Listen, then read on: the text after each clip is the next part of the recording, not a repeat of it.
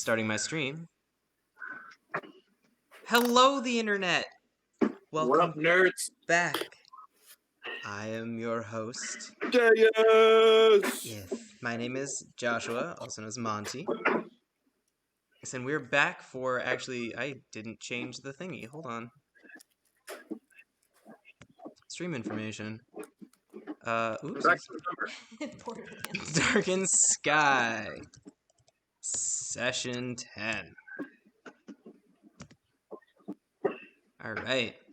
And for anyone out there who's curious, I have actually uploaded all 9 sessions to the little YouTube channel I have. So if anybody wants to watch 27 hours of content, there it is. Thank you. Or relive 27 hours. Or relive 27 hours of our lives. More than an entire day. We've played this campaign, and we have just gotten to the plot. I am caught up on almost all my podcasts and all my other nonsense at work, so I need something new to listen to. Yeah, I'm caught up on my podcast. I just started listening to Hello from the Magic Tavern. That's pretty good. I just started listening to Getting Our Crit Together, which is a new D&D podcast. It's pretty funny. It's about 3 interns who have to save the world, as interns. All right. I just want Dungeons and Daddies to put out more episodes. That's my response to the most recent Dungeons and Daddies exactly. episode. Oh my gosh. Amanda finally listened to episode 3, so I'm very proud of her. I finished NADPOD first campaign. Oh, yeah. Wasn't that a great ending? It was great. I forget how the first one ends. Well, so I just realized everyone on my stream is looking at this page and no one else is. So let's actually do this page first. So, ta-da! On this page, you will find Amanda made each of your characters in Sims. Sims has a limited palette as far as what can be done, but she made each of you to the best of her ability in the game.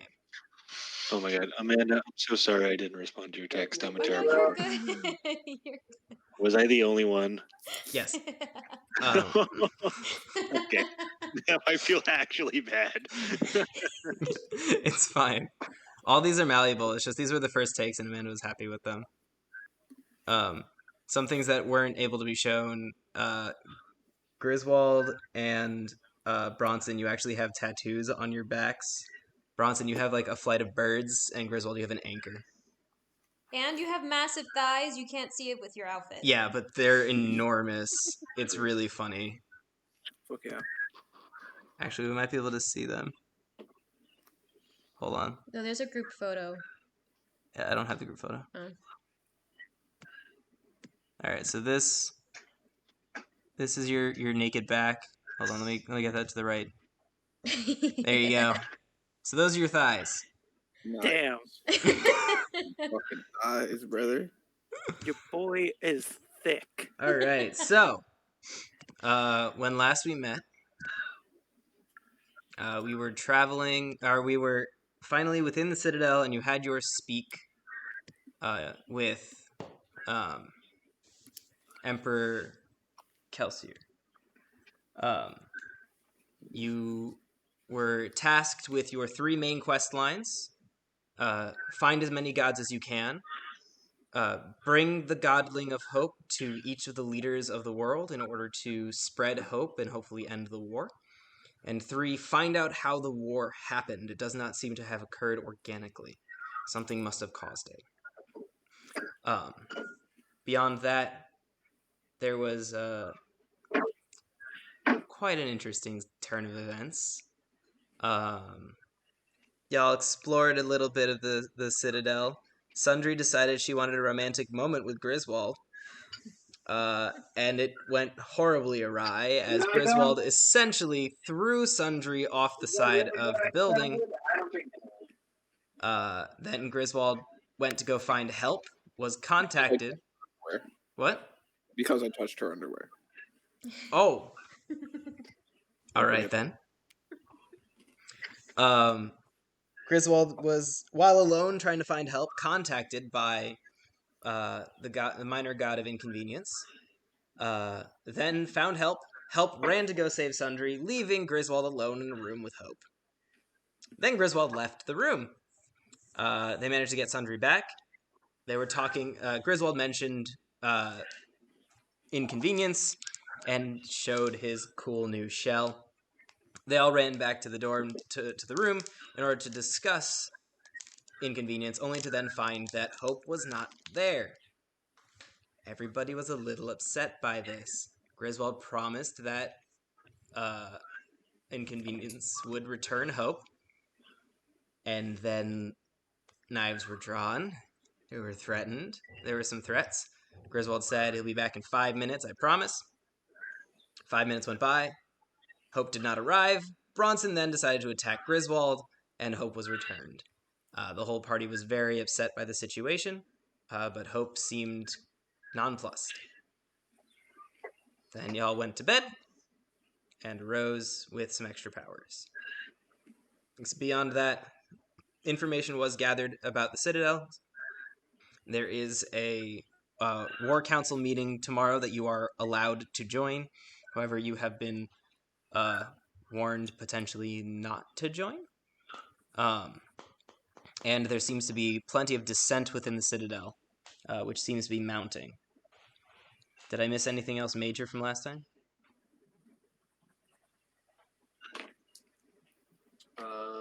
Nothing that I can think of.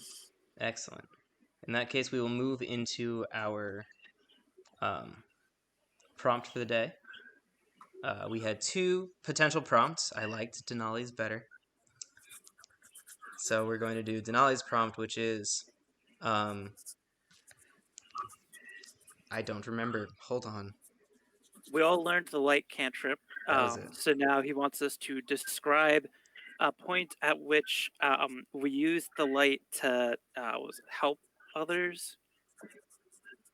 That light came to your aid. So a time in your past that basically the first spell you learn when you're moving down your path of connecting with your gods, your deities, that light came to assist you, or that you remember a time when any form of light aided you on your way, so that we can then contrast it with how darkness made you fail. What you got going on there? It looks like it's in a teapot. It's in a Bjorn. It isn't a Bjorn. Oh, that's Hope. That's one representation That's of Hope. Hope. My representation of Hope is very simple. That's all I got. That's Amanda's. It's a little ghost.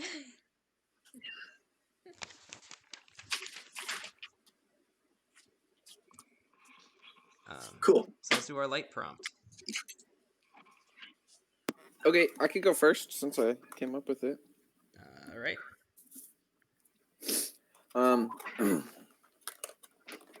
So in a time before Griswold was a pirate, if you will, he was a merchant. He traveled. Wait. Griswold was a pirate? Yeah, Griswold was a pirate. He traveled the seas, selling goods, transporting goods as a way to collect wealth and collect things that he cared about. And long before he became a pirate, he was on a ship and he actually saw Hell's Revenge far away. But it was given away by the rising sun that silhouetted it on the horizon. And the ship was recognized by one on sight, and they were able to outrun it. Cool. I have mine. So, among the Northerners, or at least Bronson's tribe, but probably most of them, there's a tradition of allowing the elderly to walk out into the night when they're ready. No, they're tired of their suffering and they just want to be at rest.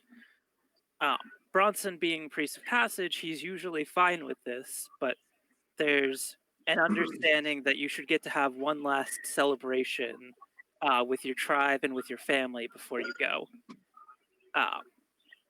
It just so happens that one of the elders in his tribe, soon after Bronson became chief, wandered off into the night, not on purpose. They were starting to lose their minds, so they had just wandered off and gotten lost. So Bronson and a few of his fellow tribesmen spent the night trying to track him, but they couldn't quite find him until the sun rose, and they found him curled up underneath a tree. Bronson then managed to get him back to the tribe safely and warm him up. And a few days later, he did go back out into the darkness again, but they got to have their final celebration. So it's like a combination of the Inuits and Aetherborn. Or Inuits, cats. yes. Aetherborn, I don't know. Or oh yeah, that's true. Get up on your Aetherborn, lore, man. In Magic, Aetherborn, they know when they're gonna die, and like it starts off as like I'm gonna die in 5 years, and as time progresses, I'm gonna die in 4 months, and like you can get more and more precise the closer you are. Yeah. And so they know when it's like I'm gonna die next week. Fuck it, we're going wild. I'm throwing a goddamn party, and we're gonna live life to the best until I fade. That's what Yahini did until Yahini accidentally absorbed someone else's energy. Yep. And then he did that later. He had a party later. Yeah. Anyway. All right. Out of this magic nerdy bullshit, let's get back to our other game, D&D. Our other that Wizards of the matters. Coast game. All right. So we're gonna do Anai.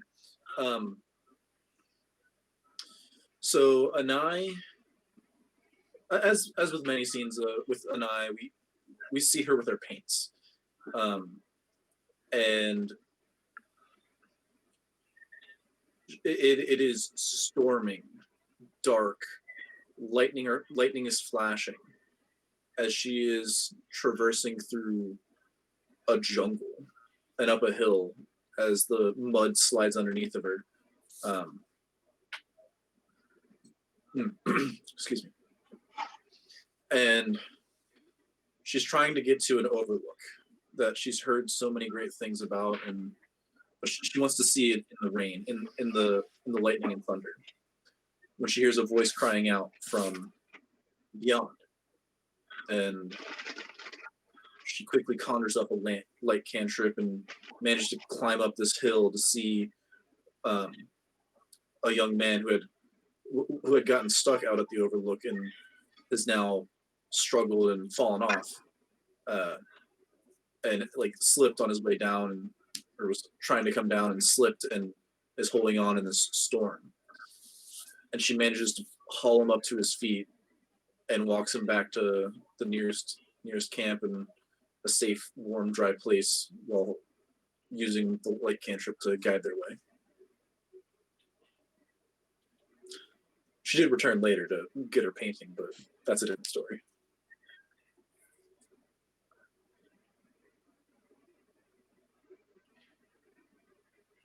I can go. Do it. So this was a tough time for Matt. This was a tough time for Madame Sundry. She was in her village, and she was inside her house, sitting with a cup of tea and uneasy thoughts. 4 different suitors stood outside her door, flowers in hand, poems and proses ready to be spoken as soon as they saw her wonderful face, and Madame Sundry was terrified more than she had ever been. Why should she be locked down? Why should she have her fate sealed right now just because someone felt the urge to wed her? Just because someone wanted to be the husband, the spouse of the all-knowing fortune teller? Madame Sundry didn't leave the house for hours. She didn't leave the house for days. She felt uneasy, and she felt that her life would be locked down on a path that she just didn't want to follow. The men that were outside her door were attractive, were well off. They weren't like slobs or snobs, but just down the road, she knew she wouldn't have been a good spouse. Didn't want to be either. And she wouldn't let that want control her. On the fourth day, those fourth suitors sat waiting outside. Parchments crumbled in anger. Flowers wilted, but they were determined to wed Madame Sundry. And then on that fourth night, a little light had appeared. Maybe it was the same whisper in her ear. Maybe it was the same all-knowingness or the same observance that had caught her attention. But the light seemed to beckon. In a whimsical way, it kind of swirled around and around and around. At the same time, it felt wondrous and familiar. Madame Sundry crept towards this light at the back of her home. It was the darkest night, as there was no light from the moon. It was a new moon, and Madame Sundry followed this light out of her house into the forest, yards away, miles away from her village, and she slowly followed and followed and followed this familiar light, as if a gift had come from her deity that knew that she did not want to lock her destiny in, but embrace all possible destinies before her. And this light has stayed with her since, as that familiar presence that blinks blue, both in the night and both when she needs it. Cool. It's her familiar. Awesome. So she got getting a husband. She got her familiar, a different bond. Mm-hmm. Mm-hmm. A bond she wanted, not a bond she was forced into. Cool. And so, as I mentioned the last session, when Rorik was young, his family had adopted several kids to take care of them, get them out of the orphanage. And the first one that they looked after, Rorik had taken him out into the woods to play and explore the area and just show him around. Of course, Rorik had been growing up with these woods and knew every in and out, knew where he was at all times. But at some point towards the end of the day, he and this kid separated. They just he turned around to take a leak, and when he turned back around, his new brother was gone. So he looked and he looked and he looked, and it was starting to get dark. And he just couldn't find him. He was absolutely lost until he saw just off in the distance a slight light. I guess this is getting similar towards Denali's, but just as the light was peeking through the last little bit of trees, it highlighted his silhouette, the kid's shadow, and he was able to spot him and bring him home safe. And now a time where your plans, your hopes, your dreams were thwarted by the darkness that now surrounds you.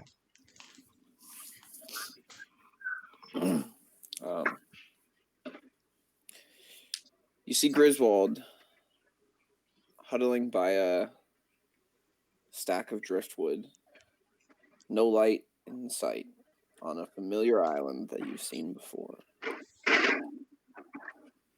He tries to light a fire. It's not even the moonlight to guide him. It's all fruitless. He shivers himself to sleep. Not even a fur to his name.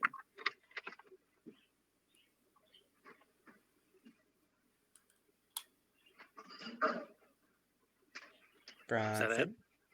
Okay. So after the fall, we've established that Bronson spent the time after the fall traveling along the northern border, searching for his tribe. And in one of the towns that he stops in, well, one of the towns that's still alive, they mention that one of the children has gone missing. And so Bronson agrees to stay for the night and help them search. And so he goes out searching through the woods, thinking he should be able to navigate just fine. And he keeps hearing what he thinks is either the call of a child or the howling of the wind, and following it as best he can, but he can't find any tracks. And then finally it gets to what he knows should be morning time, and he thinks, oh, when the sun rises, that should make it easier to track. And then he remembers that the sun's never going to rise. He goes back into town. Well, that sucks. And I. We see an eye, and we pan into the space. And as we pan, there are flashes of dark objects, straight bars, essentially, in her way. And as we zoom out, we see that an eye is in a cell, deep underground, no window. A couple torches to light it, nothing more. She's given some modesty and comforts. The bed is not just a slab on the ground. It's actually some straw, but it's also dark. But she's also been given her easel and access to her paints. And we see an eye weeping as she's painted. Like, there's clear evidence that she's been painting a lot recently. But as we look around the room, there are no paintings, nothing even on the easel. But we do see broken and ripped canvases, paint thrown across the room, and her brushes snapped in half and destroyed.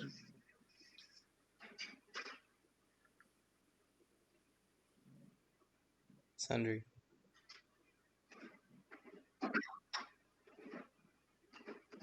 Zubat. All right, Rorik. Okay. Oh, no, never mind.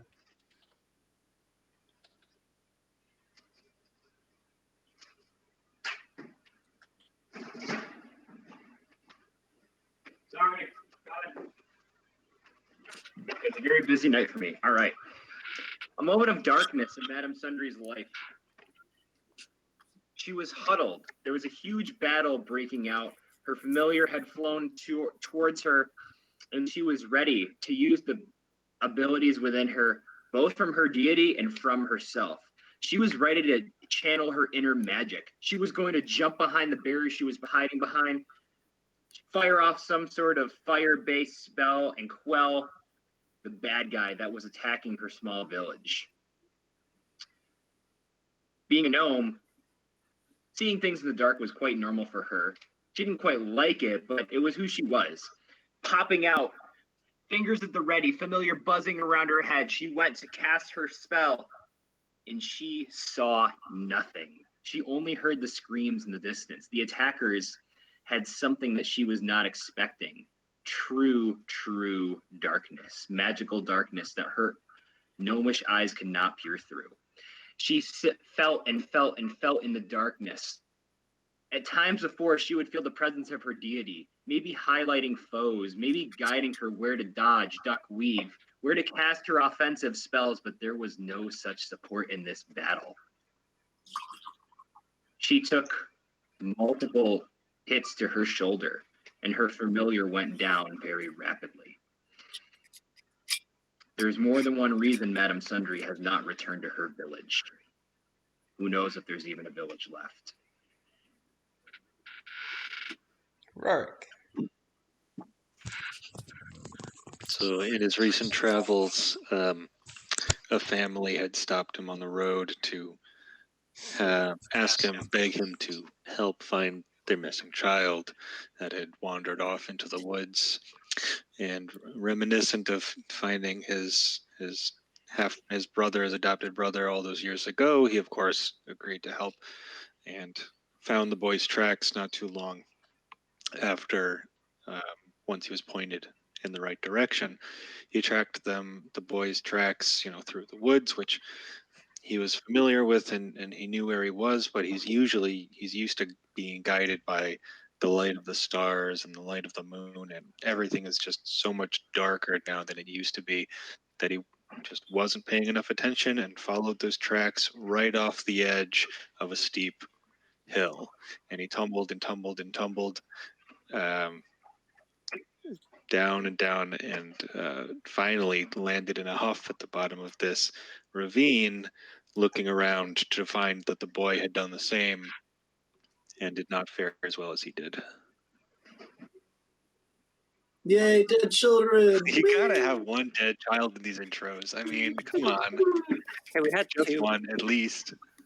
It's just one we didn't find. Yeah. Welcome everyone to the world of Dias, a once wonderful, glorious, loving world now cast into chaos, death, and darkness. We join our 5 adventurers trying to rectify that. So you've all woken up.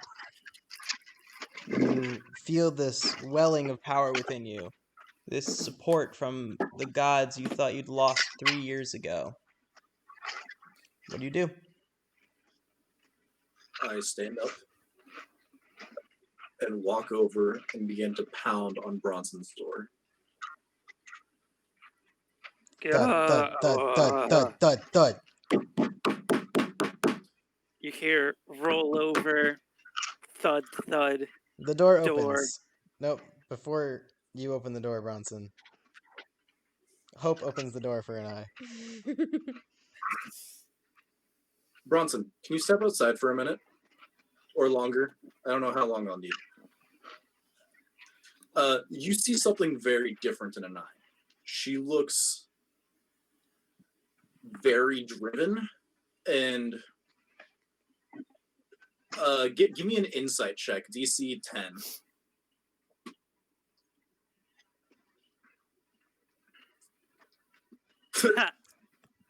Is that the first roll? A nice thing to roll Yes, in it that is. one on. All Just kidding. right. It's okay. Everything looks. Anai seems to be like driven, but not Totally acting like normal. totally normal. To the rest of the audience, her eyes look like a little bit of fucking crazy sneaked in. Sure. Are you okay, am I? I've never been better. She says, as she then proceeds to walk over and start ushering you out of the room. Anai, Uh-huh. have you never been better? Recently. All right, let me rephrase. Better than I've been in a long time. There, that's acceptable. So y'all So just she leaving Hope alone ushers again? her out of the room, and Anai steps back in and pushes Bronson out of the room, shuts the door, and locks it. You just hear light pat knocking on the door from the inside. And then... Oh, wait, you locked Hope in the bedroom? I'm in the bedroom with Hope. Oh, okay. Yeah. Oh, I go inside the bedroom. Oh, Bronson is in the hall, and it's just you and Hope? Yes. Oh! No, wait, can we pause for a second and point out the imagery of Anai, who's like 4 feet tall, adamantly pushing a 6'6", like 350-pound half orc, and Bronson's just like not even fighting. He's just like, what is going on?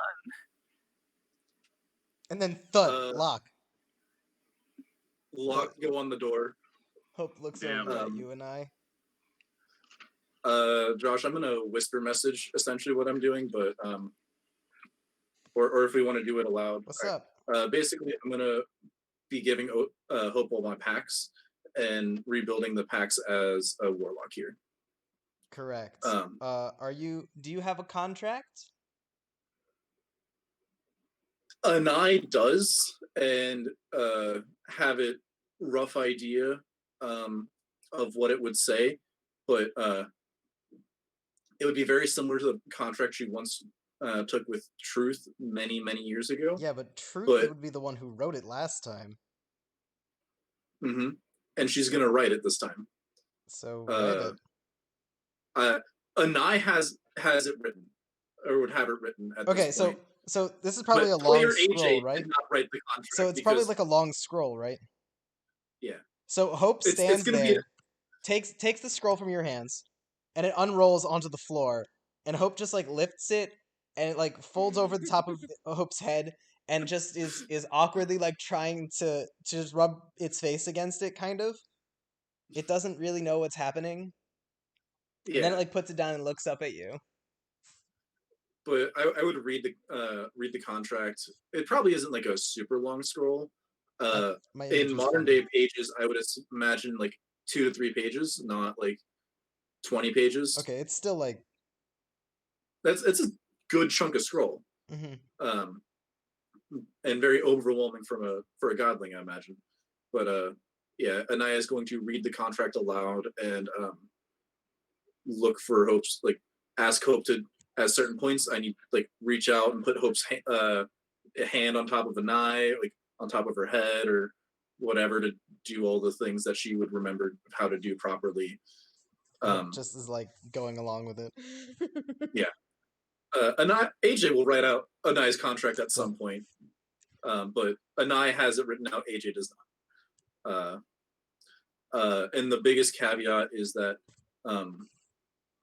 I will follow until the other gods, till all the other gods return to, till the gods return to their former strength and glory. So also putting an end date into when following Hope is. That's the big caveat. Cool. Hello, everyone else. Bronson, you're just shoved into the common room, and the door's locked behind you. What do you do now? Oh, we just had a conversation without you. Yeah. Oh, so you're all in the Great. common room now. Yes. Yep. Well, I'm in the hallway. Like I don't leave the door. Well, I imagine this taking about an hour and a half. Oh, Yeah. I stay by the door. Okay. The brief version for our viewers at home is that Griswold approached Ronson almost immediately and was like, "Oh, that's fine, huh? She's allowed."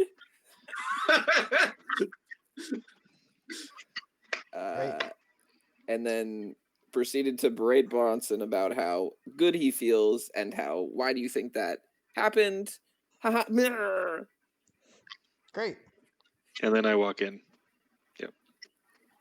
So we all feel different today? Yep. A little bit spicier. More peppy. I don't know. I got a little pep in my step. I don't know. It's kind of good, Rorik. How are I you got a doing? jolt I haven't running even had through me. coffee yet. Yeah.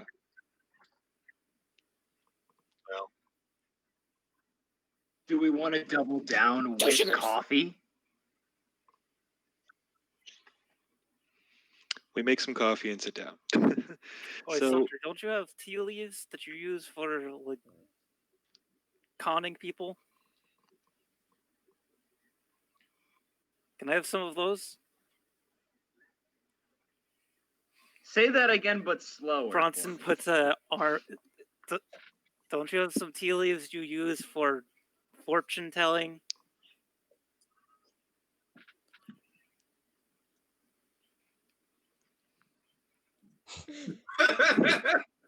Yes. Yes, I do. Would you like some tea, Bronson? It's not northern, but yes, please. Would you like No. this tea to reveal anything about you, or you just want a hot drink? Do me a favor. Always assume my answer to your Mm. question, do you want me to read your fortune, is no. Ooh, do me. She kind of gives you like a little elbow. She gives you a little elbow to the knee.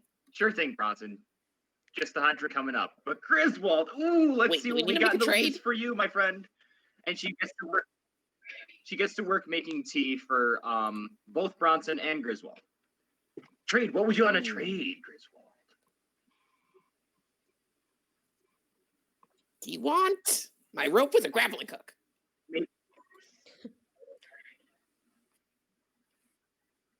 I feel like Griswold, I where's could your shell? find a use for that. Huh? Where's your shell?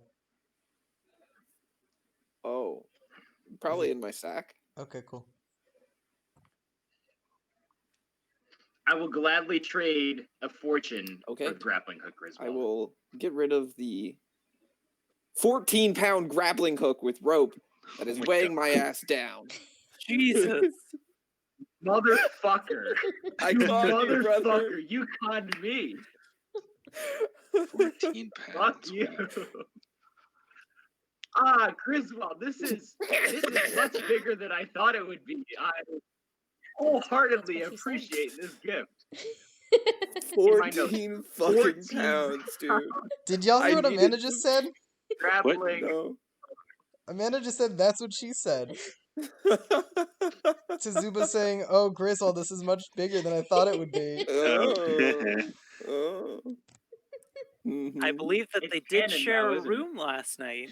Mhm. All right, Reed. Reed, all right. I want to, since I'm staying right by Anyway. the door, I want to roll perception just to see if I hear anything from an Alrighty. eye or hope.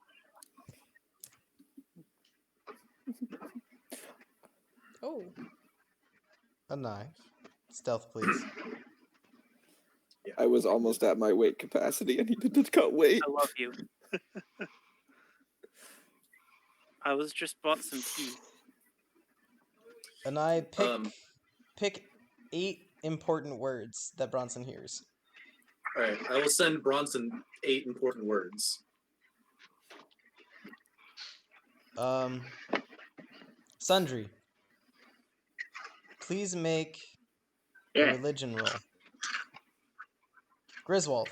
Please Yeah. make a dex You said roll. religion? Yes. A dex roll. Yes. Did you say religion? Yes. Like just straight dexterity. Yes. Okay. Great.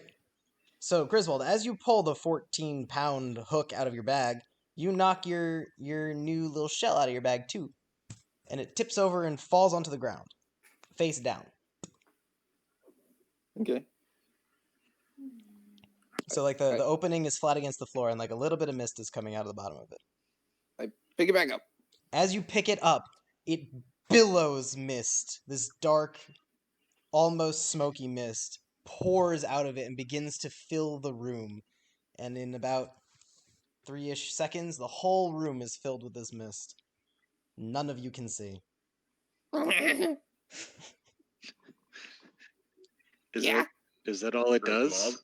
I don't know. Just some animal part as far as I know. Josh, is it getting hard to breathe? Make a constitution roll. All of us? Yeah, constitution saves, everybody. Going down. Oh, shit. Sundry's good. I identified this. Do I know what this effect is at It all? is not a magical effect. It is a magical ability of a magical beast. That is dead. Or this thing is alive. So, effectively, like, Dragon Fire isn't a magic spell, so you can't Yeah. identify the properties of Dragon Fire, but it's a magical ability. Interesting. Just like you can't counterspell it. So this is the magical ability of a magical beast. It's not a spell, so Identify doesn't really work on it. Rorik and Bronson. So it's more of habit as opposed to... Right. Do I need to roll in as well? It's not hard to breathe, but you're not comfortable breathing this in. Especially the two of you, because you're the most in touch with nature. This feels very unnatural. To the degree of just making you uncomfortable. Cool. Okay. There's a window, right? I'll go to the common room Yeah. and just throw the windows open. And the mist billows out and spreads and dissipates. Griswold, do you know what that is? You told us last session that it's what Miner gave you, right? Or am I? Yes. Am I? Okay. Yeah. Let me see if like Josh didn't give me a lot of information. The only No, I'm information I gave asking- you is that smoke is coming out of it. Yeah, The that's mist. Yeah, but it's some kind of animal, is what I gathered, or animal part. Do you mind if I take a look at it? I'll give it right back, I promise. Okay. Can I? I mean, there's no reason for me to know what it is, but Investigation, nature, survival, History? Maybe? Ooh. Okay, Rorik.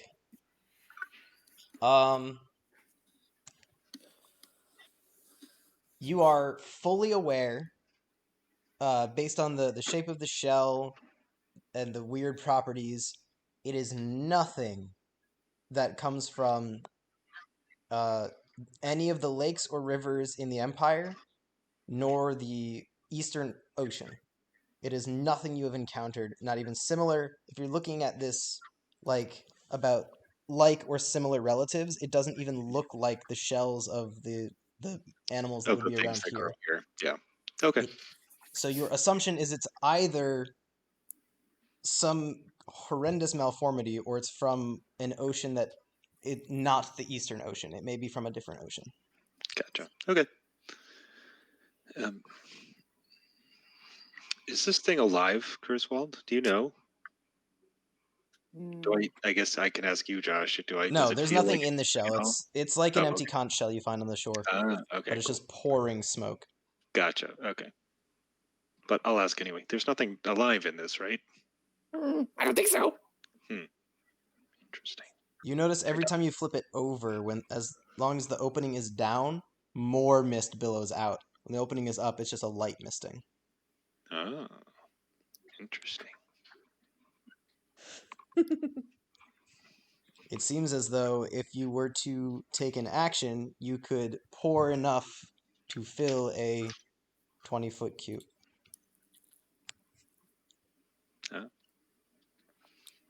It doesn't. There's nothing like this from around here. I mean, if Miner gave it to you, then of course he could have gotten it. Could have gotten it anywhere, but. So I have a question. Isn't there a place called the Misty Islands or something like that? There is.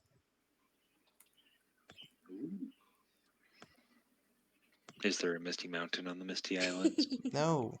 Well, kind of. There are actually mountains on these islands here. There better be. But these are the Isles of Mist. Oh, hold on, wait. Shift click. Right? Yeah. What would I know of them in my travels, or it's None of you have ever been to them at all. Yeah, They would that's be on the history far. rolls about if you've heard of them. You've probably heard of them. The history roll isn't high.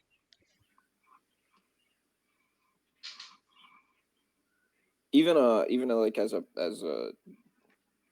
No. You've never gone north of the Great River, nor have you gone west around the northernmost part of the continent. Gotcha. But with a 14, you've definitely heard of the Isles of Mist. They are said to be cursed lands. There are rumors about them being the home of demons. It is actually the homeland of the tieflings, and tieflings never speak of them. Gotcha. Maybe this is from there. I carefully place it in my backpack with the opening facing upward in a relatively accessible location. Is there anything else you want to do? You've probably spent the past half hour, maybe 45 minutes in the room. You all have your tea. Anai has still not emerged.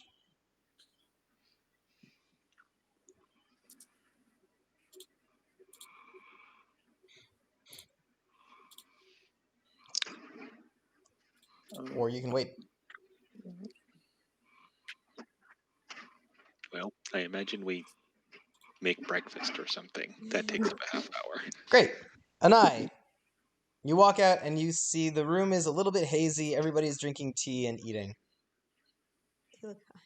I immediately look in the door for Hope. Hope is sitting, like, with its legs I splayed probably out. got it. Just, like, slumped over. Like, a really defeated-looking position.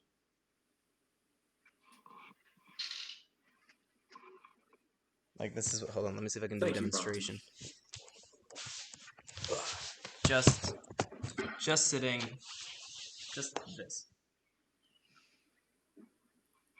Just staring off. Why are you kicking me? You should feel defeated.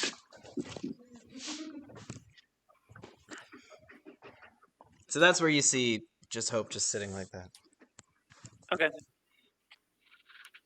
I'm gonna go over and pick up Hope because I do not trust leaving Hope alone in a room anymore. Hope raises its arms as you come by, and you pick it up, and it just is holding you around your neck. Aww. Alright, well, whatever that was is over with. Ooh. I made a calzo. Did you say you made that? Ow. Yeah, it's fucking hot.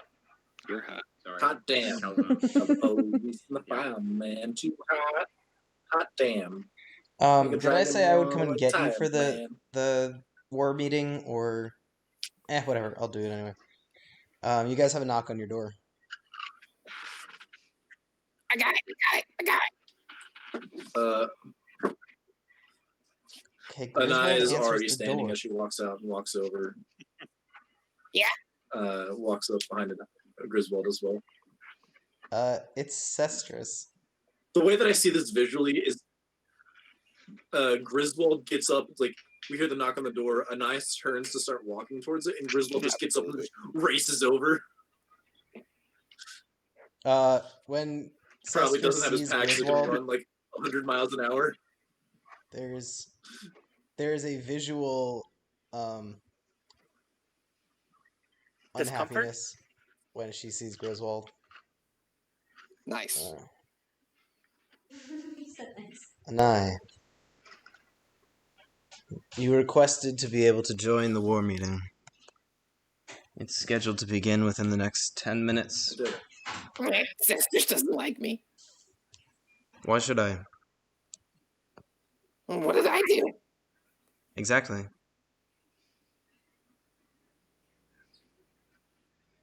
I kind of lean over. It's how she operates. It's okay, Griswold. She doesn't really like me. You want to trade? You have nothing of interest to me.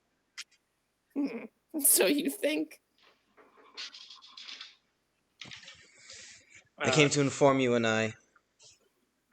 It is the council meeting Thank you, sisters. with all of the generals. And I would be remiss if I did not remind you of the last time you were in a council meeting with all of the generals. Thank you, sisters. I appreciate your concern.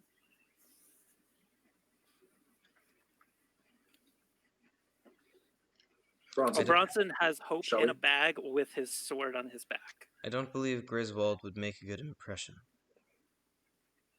Although if you are looking for a scapegoat, I believe he would be a good fall man.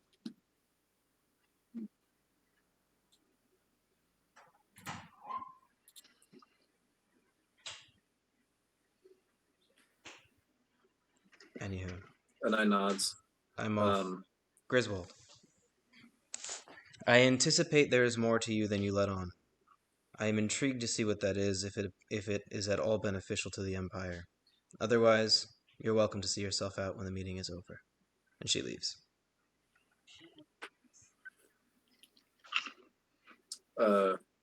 Anaya turns to Sundry, Griswold, and Rourke.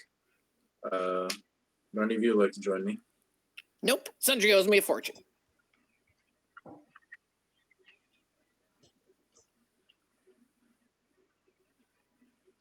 Wait, what? Oh, not a life savings, but Yeah. telling of your future. Did you finish your tea, Griswold? Did you finish your tea? Yep. Pass it here, my friend. Let's see what the leaves hold for you today. Zuba, did you make the 100 table of fortunes? I don't know what Rourke does. Yeah, Rourke does something. But we'll find that out when he returns. Rourke has stepped away for a moment to go eat some food. Madame Sundry lowers her gaze. Griswold, you must be very cautious around animals that are not familiar to you. dogs, cats, rats, bats, birds, beasts of all sorts could hold misfortune for you for the next few days. Be very cautious, Griswold.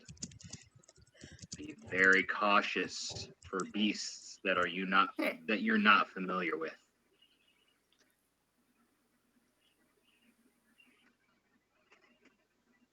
And Madame Sundry continues to sip her tea. Sestress doesn't know who I am.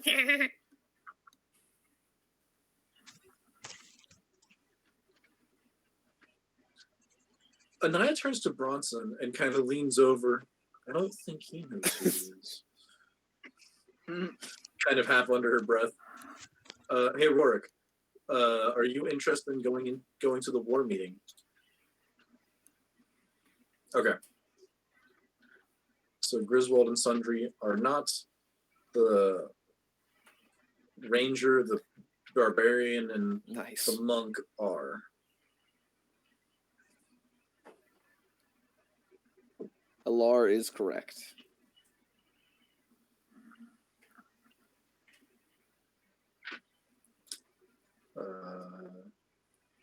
Yeah, General Alar of it's Nalon from Quan and General Alar of Nen. Are we bringing hope to the war meeting? Yes. Yes. Phrase. Okay. See what you Bronson got. does not go anywhere without hope. When did you interact with Alar? We have not yet. I don't think we That is did. the I think one we that just got the Bronson name. wants to interact with. Why did you want to interact with? Yeah. Alar? Because he's also from the north, so he'll have the most information that Bronson can use. Gotcha. And what was the one from Quan? Nalon. Nalon. Nalon.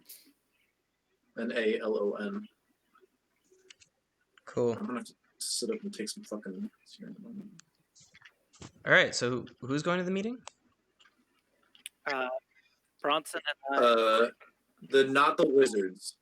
Yeah, you're. Wait, you're what? staying behind. Oh, and you're reading my going fortune. as well, Sundry? Oh, timing. Okay, sure. Yeah, timing wise, I guess that's what I'd be doing. Yep. Always split the party. No. I think you should probably all be there. All right, so like, All right. splitting the party is really good in dungeon, like not good in dungeons and in like fighting sense, but in like role playing heavy situations, splitting the party is far more interesting. As like, yeah, that's my opinion at least. Like, yeah, I'm still gonna say you should probably all go to this meeting. Around, it's like, I mean, I'm not gonna stop them.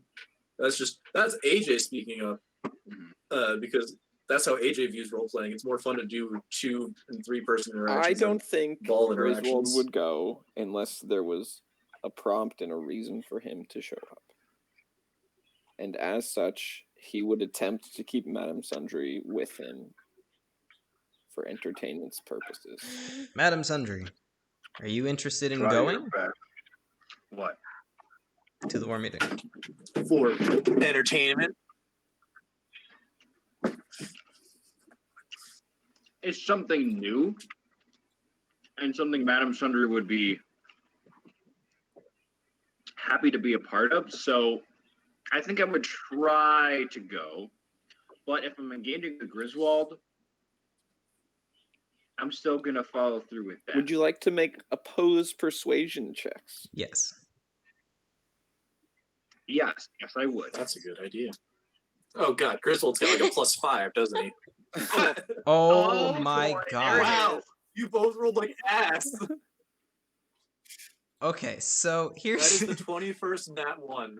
So as Anai, Rorik, and Great. Bronson are leaving, Tell you me hear how it Madame is. Sundry say, "Oh wait, I want to go," and Griswold says, "Why?" And Sundry just turns around and goes, and Griswold just stares, and the two of them are just staring at each other as the door closes behind you guys and you walk away.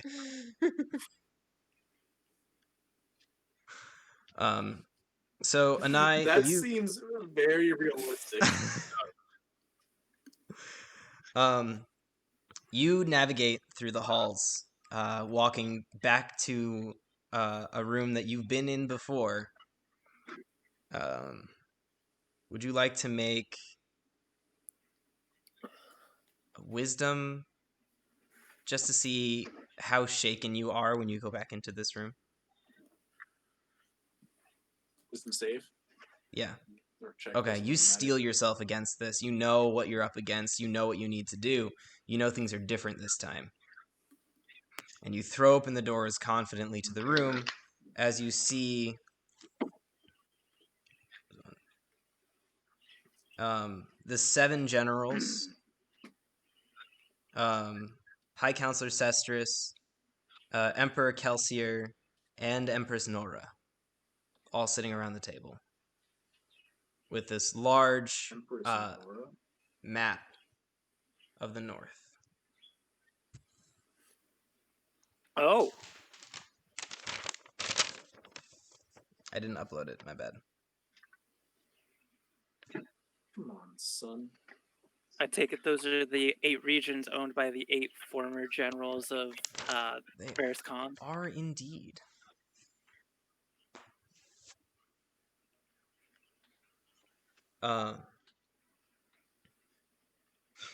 So, the room goes quiet when you enter. Nobody really says anything until Emperor Kelsier goes, "Ah, Anai! Just in time. Please join us." And I bows. They all mutter to each other.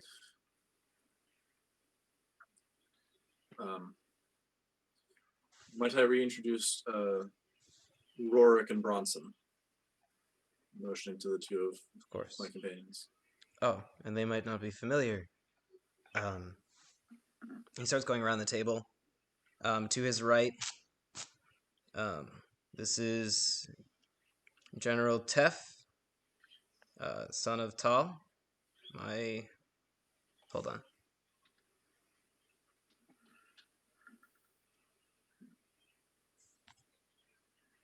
I'm trying to...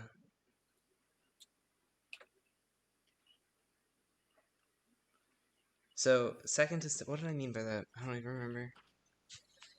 So it'd be Stefan Delron, so his brother. So this would be my cousin? Yeah. My cousin. So I guess it would be my second cousin, General Tef. And then to Tef's right, General Tef, sorry, representative of the Empire. This is General Estelor, representative of the Elves. Then General Montiel Alar, General of Nen, representative of Nen. General Nalon, representative of Quan. General O'Davis, grandson of Torbathor, general from Lesserly. General Elias of the Suslands, and General Felix, to which you see Felix just rolls his eyes. Sorry. Representative Felix of Aragorn.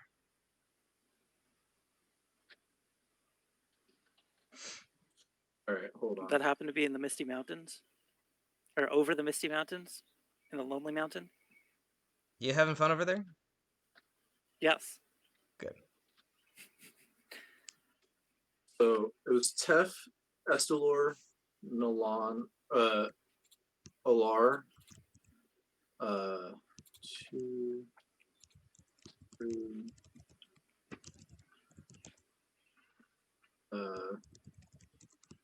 Alar, Nalon, Davis, Elias. That was who I missed, was Elias. And I assume they go in a full circle, and Felix is right next to Sestris, who's next to the Emperor. Probably not. It's probably the furthest. So it would probably be. Let's go zigzag right left in that order. Cool. Got it. So it's closest to him. Yeah. So Felix and Elias would be furthest. Got it. Where And Elias So, General Elias of where? The Suslan, where they're actually housed right now. Davis of Lesterly and Lesterly. Felix, Representative Felix of. Erigor. How do you spell that? Errogor. Sorry, Erregor. That's where Rorik is from. That's the lands in between that were once the communist farmlands that are now all refugee camps. Can we zoom out and just label these places real quick? Would that take too long? We can do general labeling, but again, it's not how things currently are. Right. But yeah. So up here was Nen. The center area was the Suslands.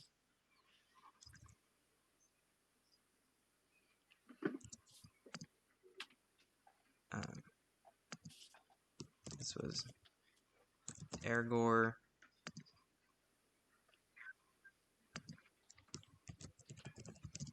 Lesserly. Quan.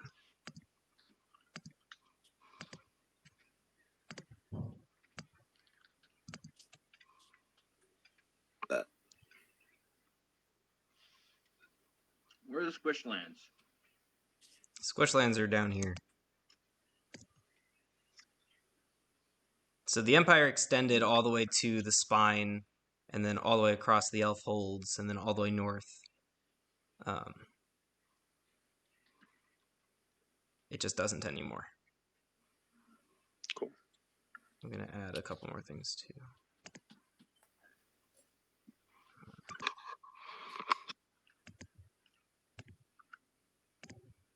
Just because I can and we're here already.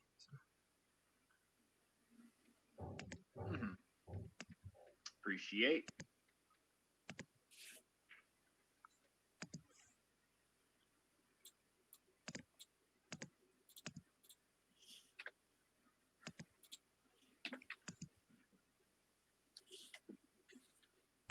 So these two big deserts I feel like are pretty important for keeping track of what's where.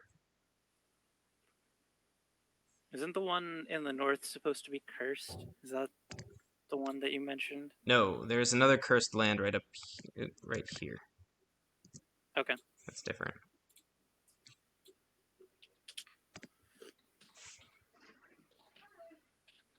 Heyo. And then Good. Welcome home.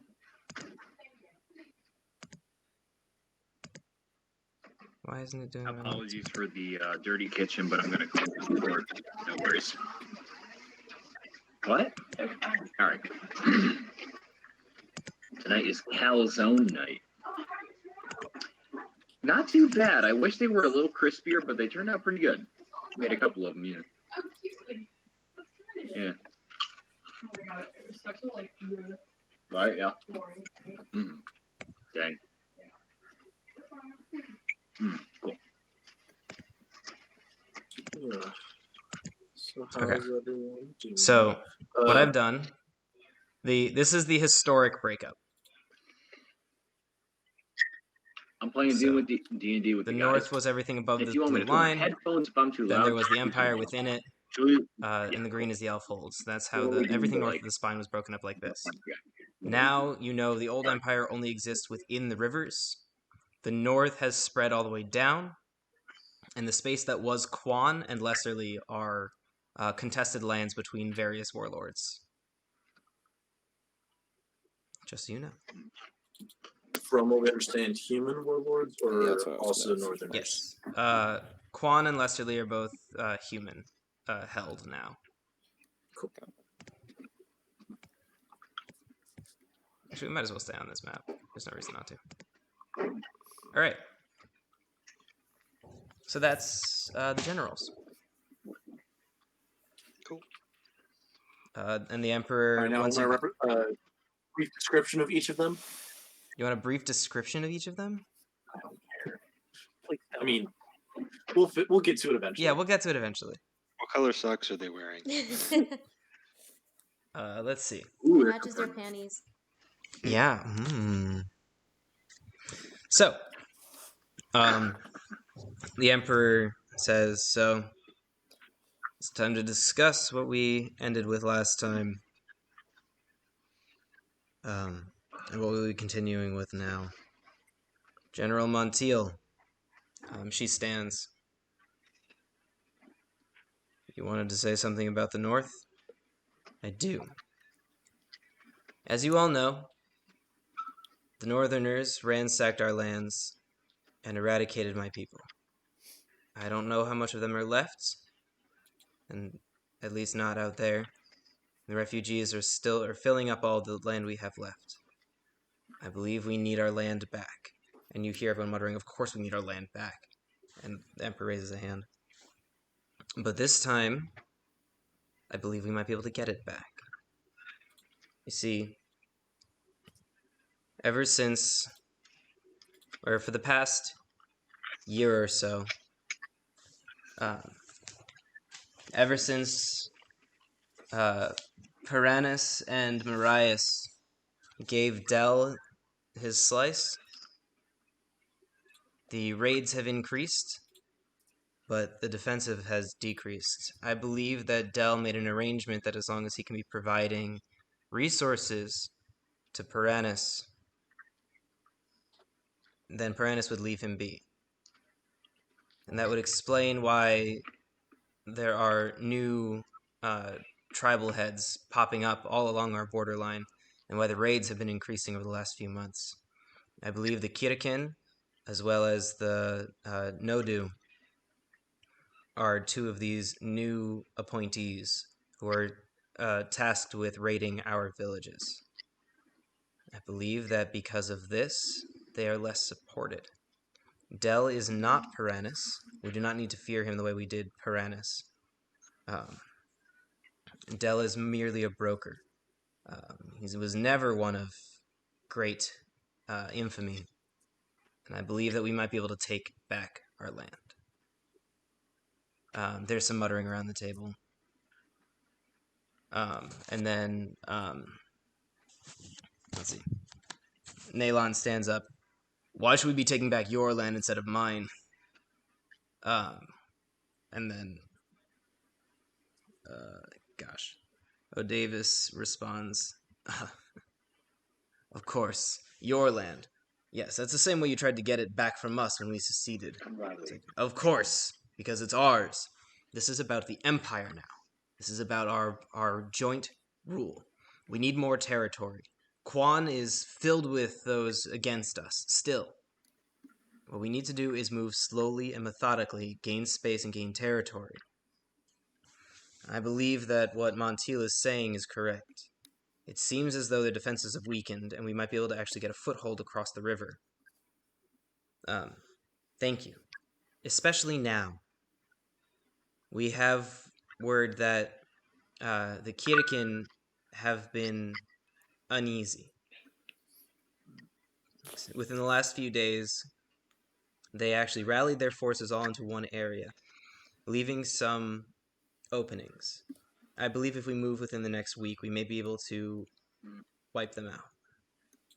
And from there, we may be able to get a foothold to move against all of Dell. Everyone's kind of nodding around the table.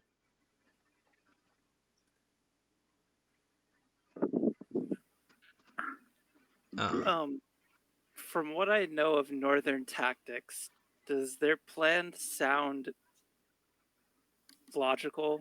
Like, does their idea of how the Northerners operate sound correct? That, like, them all conglomerating together at one point is a good time to attack? It's more about that they're not spread out, so they don't. You need to hold territory. Okay. You don't hold territory from a single point. If you come in around, it'll be easier to flank them effectively. So yeah, what you're hearing means that this might be a good opportunity to attack. What you're also hearing is they're going to go kill all the Northerners. Yeah. Anai and Rorik can definitely tell that Bronson does not look comfortable. Mhm. Everybody starts nodding. And the generals start like going into more of the nitty gritty of what units they would need. Do you guys? Anaya taps her fingers on the desk and like slowly waits for somebody to kind of ask her what her thoughts are. You see that Kelsier kind of looks at you and looks around, and Cestrus makes direct eye contact with you, and they say nothing.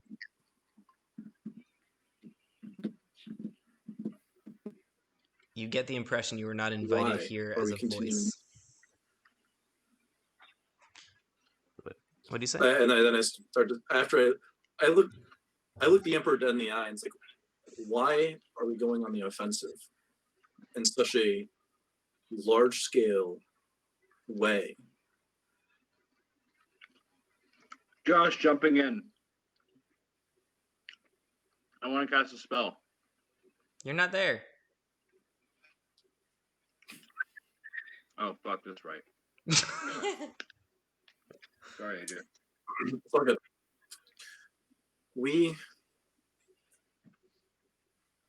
What is our end goal? What is? I look around at each of the generals. What? I understand you want to see your home, and that is a good hope to have. But This isn't what about after hope, that? Peacebreaker. Are you going to continue? This is about land. It is. We have people. They need a home. This is the only way we can extend our territory. And I'm sure you'll give them one by just proceeding to destroy the land that you would send them to. War doesn't create homes. I turn to Estor. Do you not have space in any of the bastions? Is there not? Could we not send some refugees to live there? The Elven Bastions are home to the elves. This was our agreement. The elves are part of the Empire, and thus home to all. It has been a long time since the Empire formed. You need to think practically and know that if you continue to strike outwards and try to take back something that you cannot hold, you will all die and the bastions will fall. The Gemini Bastion is already half empty.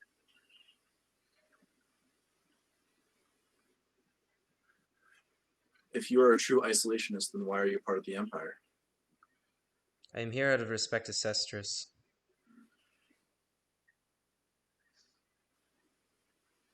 It was Cestrus who formed the Empire in order to bring back the glory of the elves. It is for us to spread our message to them, not for them to come into us. We have been generous to share our forest with the humans. Beyond that, we have no interest. Everyone in the room agrees. The land of the elves belongs to the elves. You speaking as though we cannot hold, as though the northern forces are not in the same position we are.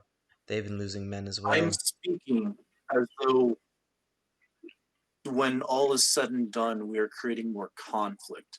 Do you see the sun rising in the morning? Do you see the moon coming up at night? These are forces that have left this world. They have been slain by the god of war, and you know this. Many of you were followers. I know this to be true too. You may not have been devout and priests of his name, but that doesn't make you a follower any the less. And yet you look to continue this conflict and further drive a stake into the heart of this world, all for land that you are not willing to share with each other. All for our people. Just who are dying every day. Our There's trade room ships for that your are being people ransacked. within It the is not us who started this war. Need I remind you, Peacebreaker? Anai, Bronson speaks up. We were invited here as listeners. You had your chance to speak before, and we listened, if you do not remember. And Montiel lost her people. When men like those who you share your time with ransacked and eradicated the entirety of the North. Our whole border was destroyed in an evening when we were given warning because you said it would not happen. Who is this speaking? This is Nalon. Nalon? Mm-hmm. Because you spoke against it. Because you said the North would not rally. They would not attack. I wish I had silence as a spell. That'd be a good choice. Damn. Nalon, I would like to hear Montiel's opinion on the events that occurred. And I turn to face Montiel. I share Nalon's opinion, though not his temper. I believe we could have defended my people better, and I believe this is our opportunity to make it right. The Northerners keep ransacking, attacking the refugees, the trade ships, the small amount of aid we're trying to give our starving people are continuously ransacked by these people. I believe with the information we have and the amount of units we can provide, we can hold, at the very least, the land that's held by the Kirakin. If we can get our foothold there, perhaps we can make a name for ourselves and arrange to speak with Dell. He is one in the past who has expressed that he is not a fighter. Though one of the generals of Varys Khan, he is not one of their best, as is explained why his territory was given to him. I believe we can strike an accord, but only if we show ourselves as an institution of power. If you show yourself as an institution of power, do you not think that the Northerners will see that as a threat to Dale and therefore remove him and replace the rest of his territory and then come at you with even greater forces than you currently see? I do not know Piranus and Marias, what their intentions are with Dell. I do know that they are now in conflict, though. I believe the two of them are a little distracted. This is our opportunity to gain a foothold. If you believe that we should say the North is lost, then I fear I do not believe that we can come to an agreement. My lands have been destroyed, and I would like to see them back. I believe this is a way we can do it, and I believe this is the way we can do it with the least bloodshed.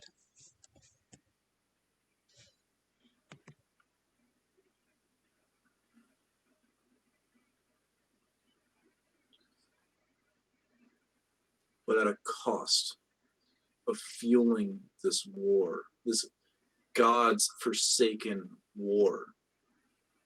Do you not have hope? Felix speaks up. Have you lost all hope? Anai, your mentality has always been grand. And I do not call myself a general, for I do not feel I have anywhere to speak in war. However,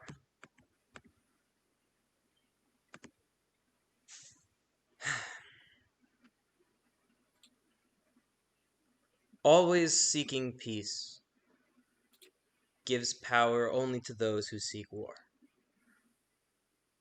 If we do not fight for what is ours, we will lose it. If we had not defended our borders as tightly as we did, all of our lands would be gone. The Northerners continue to push south. They have lost their way. They are all enraged. There is no way for us to speak to them, as you have already tried. You've been there. You saw the slaughter, and we've tried so many times to end this war. The only way to do it is to cut their legs out and tell them to stop. We will show mercy if given the opportunity. We will not eradicate them, but they will eradicate us. We must fight for what is ours. There are thousands of people waiting in my homeland for their homes back. We opened our arms to them, but we can only hold them for so long. If we ask the elves to do the same, then all we do is push the burden onto someone else. Why should we not push this burden onto those who caused it?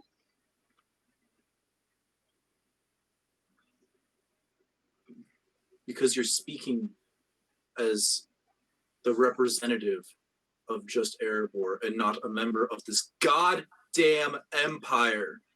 I turned to Kelsier. These are your people and your lands.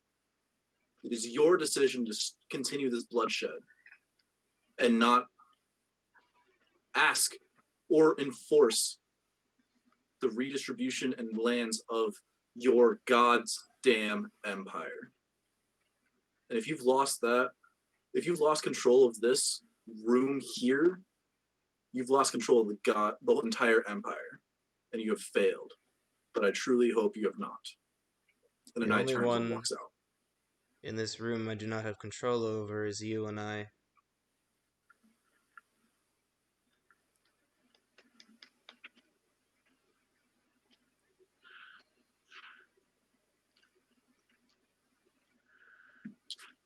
And I leaves.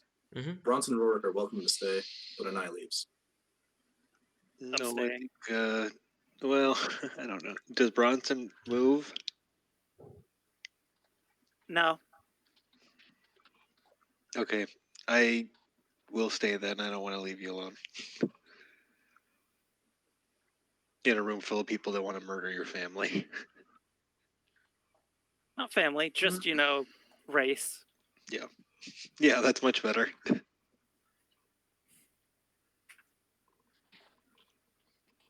At this point, as Anai storms out, Bronson will turn to Alar and just say, I do understand. And I'm sorry.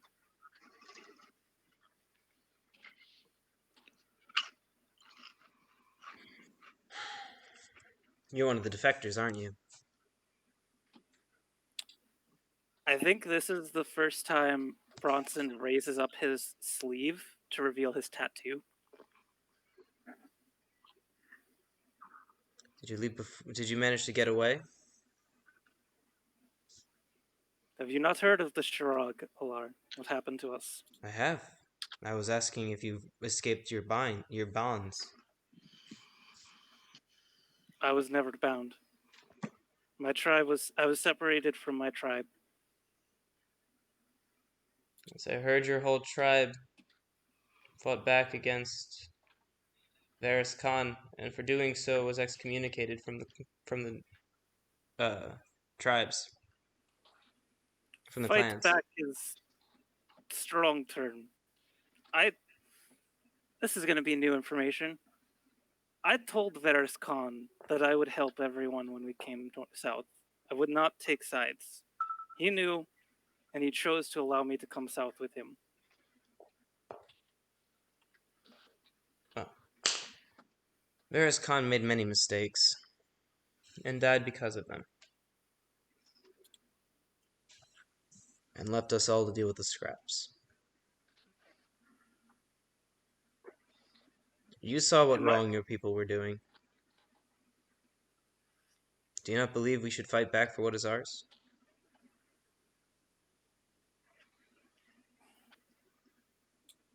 I believe it is not my place to tell you either way.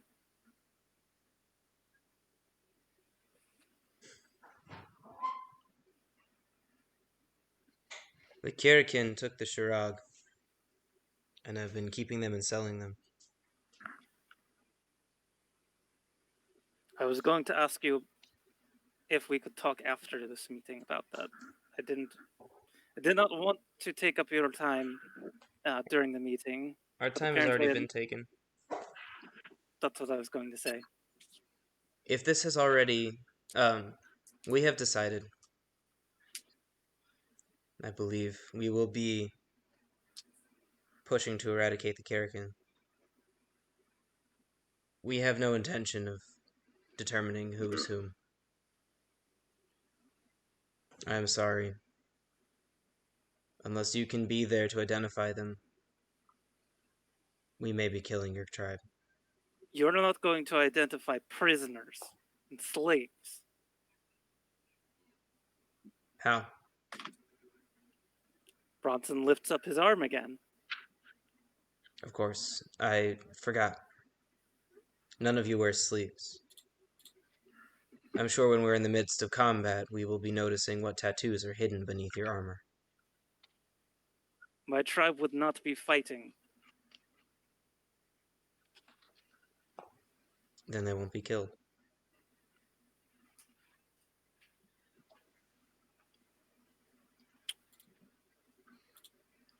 I'm gonna roll insight. Do it. Ooh.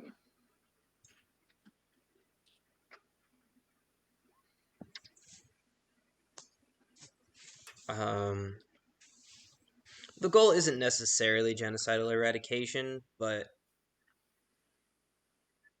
they're also not going It's a happy to. accident. They're not going to stay their hands.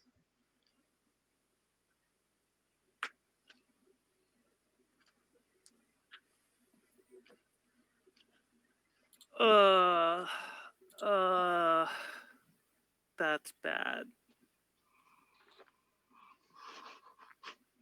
You said unless Bronson was there to identify his tribe. What if he could be? If he's on our front ranks, then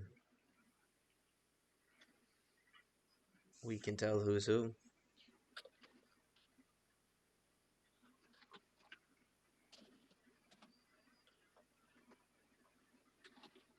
You would need to be available to mobilize. We move in a week.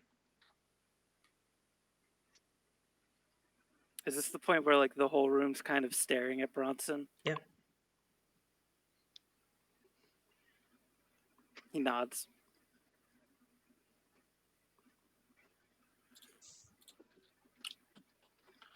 This is merely to send a message to Dell.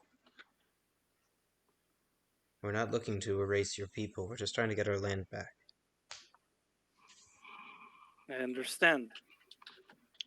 Just appreciate it if you didn't slaughter a tribe that helped you in the process.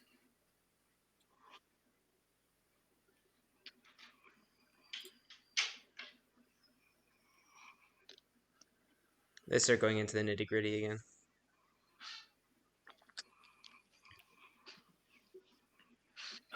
Bronson does try and provide detail and help where he can. Cool. And now, where do you go when you storm off?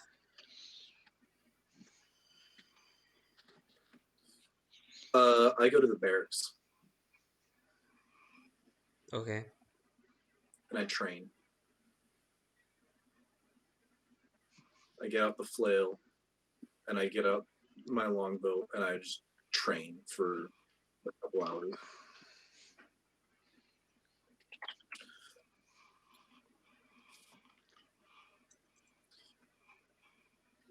Sundry and Griswold, do you guys do anything interesting? Besides our tea leaf reading, Which takes how long exactly? Madam Sundry might want to explore, but otherwise I'm not too sure. I'm imagining, like, as we go through this entire meeting scene, it keeps cutting back, and they're still over the tea leaf, and then like another 20 minutes of general talk, and then back to the tea leaves. It's like the comedic interludes of like this really tense situation. It's like, so if you see here, you can tell that, you know, your future is going to be kind of bright, go a little dark, and then kind of bright again, and then a little dark.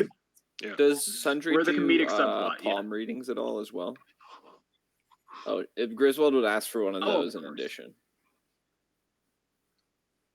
That's gonna cost you What? extra, boy.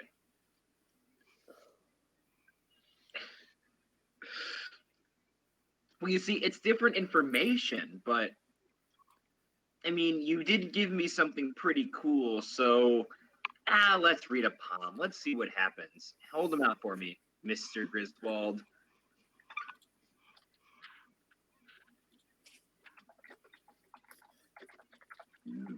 Oh, fuck.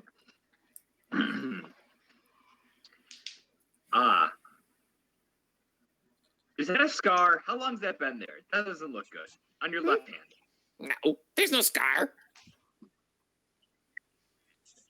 That right there near your pinky knuckle. Is that not a scar? What is that?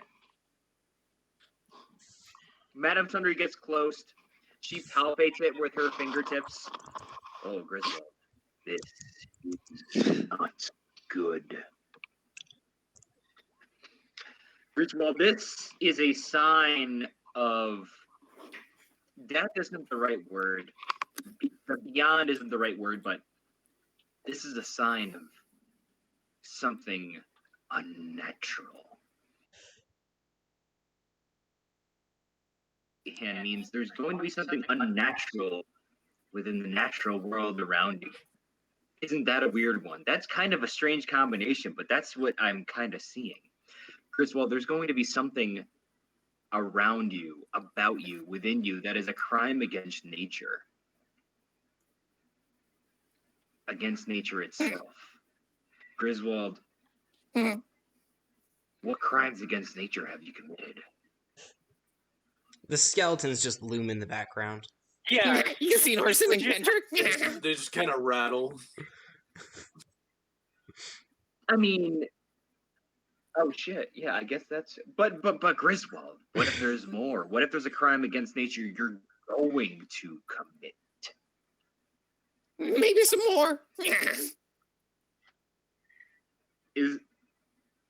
Are you planning on adding to your little skelly arsenal? Is that what you're thinking, Griswold?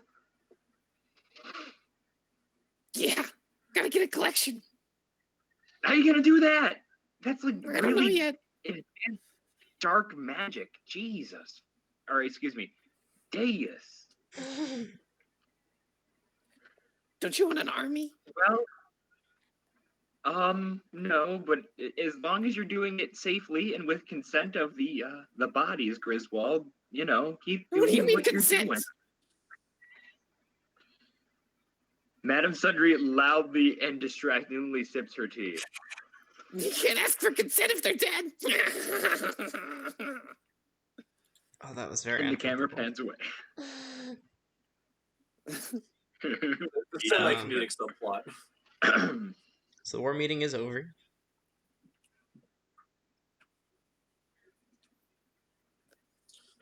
Rorik, you shared what you had overheard in the charity place, right? About the councilwoman. Oh yeah, we didn't. I guess we didn't role play it, but I would have mentioned it when I got back. Yeah. Just want to be clear on that. After an hour or so of training, Anaya is going to seek out Winona Kellard. How do you go about doing that?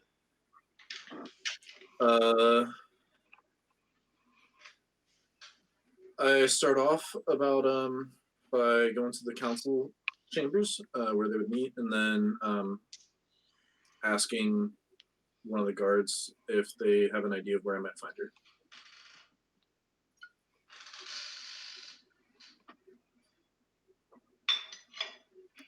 But if other people want to do role play first, I'm good waiting. I'm trying to think. Yeah, I actually just messaged. Yeah. Yeah, Bronson and I exit the meeting at the end, and I don't know. We can talk on screen or do when AJ's first. Talk on screen. Talk on screen. You guys go. Do you have anything you would like to say first, Rorik? Sorry, I guess I signed you up for that without really asking first. But I figured that's what you would want to do. At least this way. Fine. Well, maybe some of us will be joining you. I can't speak to everyone else, but yes. Will you join me, Rourke? You see a shaken smile, and he puts a hand on your shoulder. I will be glad to have you.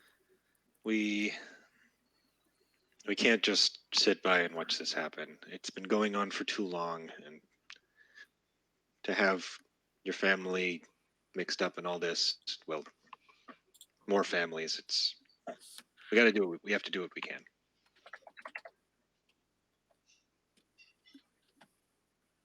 It's hard. I understand that was their home, but that's also my kin.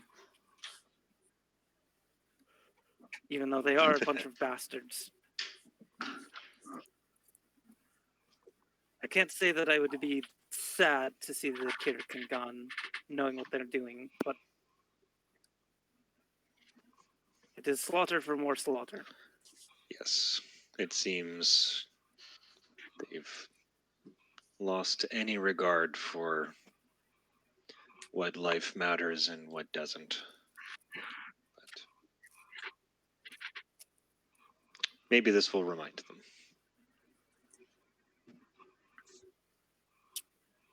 I doubt it.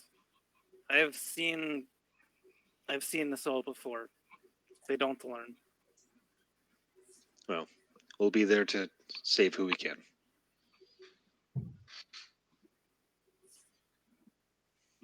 That will be the goal. I'm debating whether or not I need to talk to Alar more, find out if she has specifics about where parts of the tribe has ended up. I think Bronson will go try and find her. Good. She went to come and find you. You guys run into each other. Oh, cool. Bronson. Alar. She bows. Do you have somewhere private we can Before speak? you say anything else, yes. Of Rourke, course. would you mind giving us a minute? I'll go for a walk. Bronson, you still have the bag with hope in it? Cool. Yes.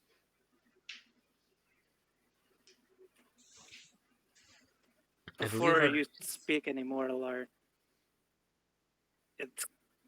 I think that Bronson and Alar have met before.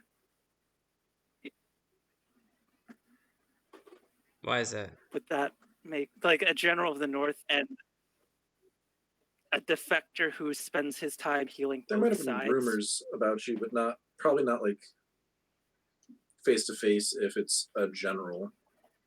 Yeah, she's specifically a representative of the Empire, so she's positioned in the Imperial capital and always has been. So she wasn't actually in the North much. Okay. In that case, we'll just say I'm sorry about everything that has happened to your people. And I'm sorry about everything that's happened to yours. Not just your tribe. All the clans. From my understanding of your people, what Varys Khan did had never been done before.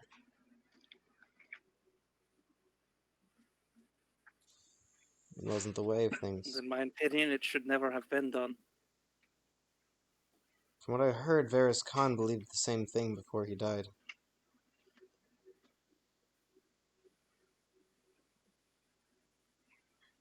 That's interesting. More importantly, I agree with Anai. I don't believe more bloodshed will provide anything. I do, however, believe the land is important for us to hold, to make a message to Del. I believe that this opportunity is too convenient to pass up. We have the opportunity to make a stand. I prefer this stand be made without bloodshed, though I cannot authorize that. Perhaps, though, a highly skilled team who has knowledge of the area and how to make their way in could potentially convince the Kirakin to surrender before there's any bloodshed.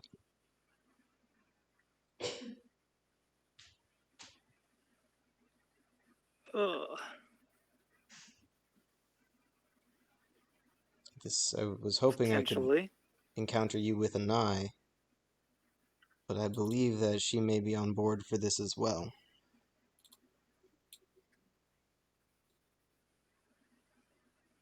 I believe she would agree. Our military moves in a week. I just don't know. If you can accomplish what needs to be done without bloodshed before then, no one needs to die.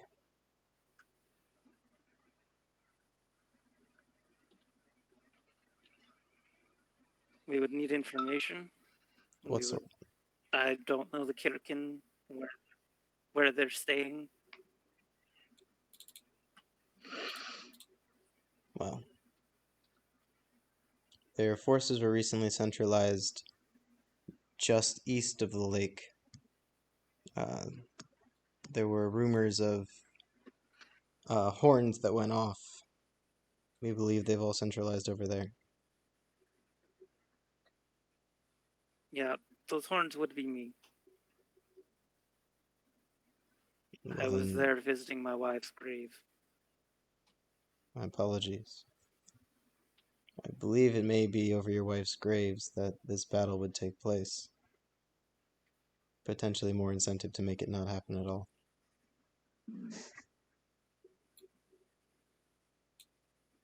I just don't know how we convince the Kirakin to not fight. Seems to be all they're interested in. Agreed. That's why my army is mounting. I just wanted to give you the opportunity to stay the bloodshed.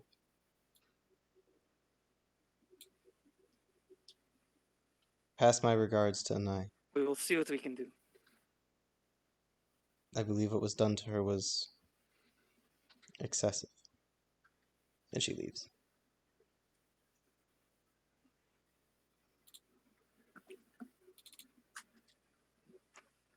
Okay. Anai!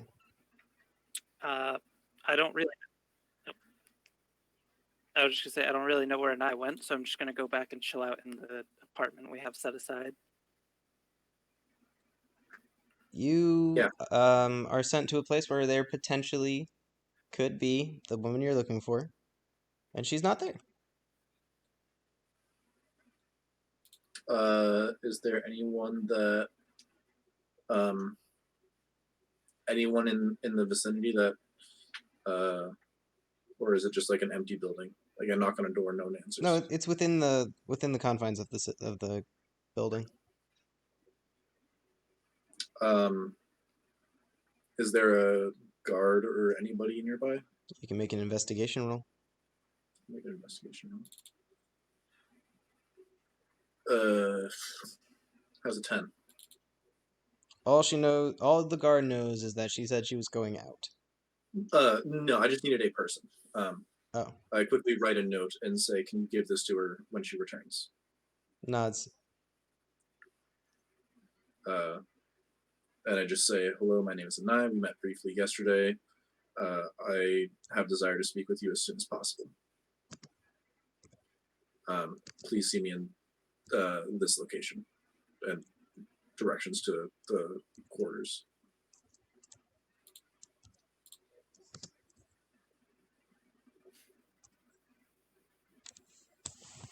Cool.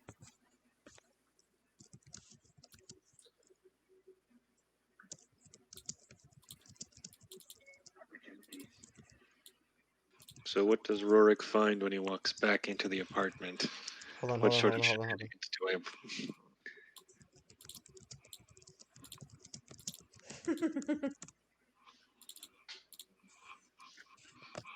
Yo, Zuba. Are you talking about me and Madame Sundry? Hold on.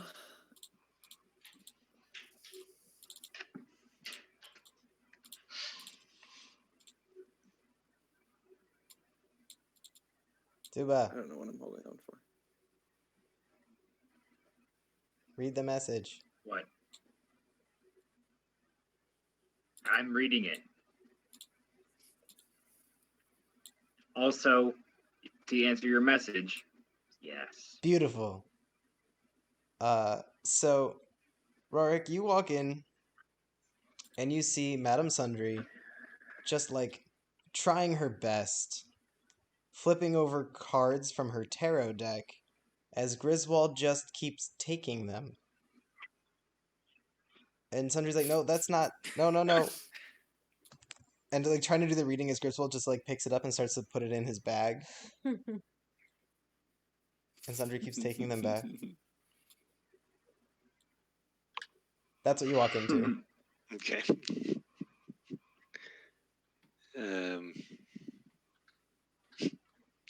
Well, we're going north.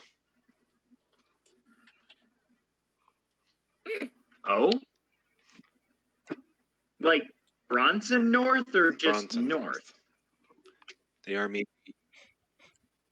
That's the kind The of info I army's- was hoping for. amassing some forces. We. Sorry, I'm trying to just not mix up the conversation that Bronson just had. We're going alongside them to try and protect Bronson's tribe from getting slaughtered in the process.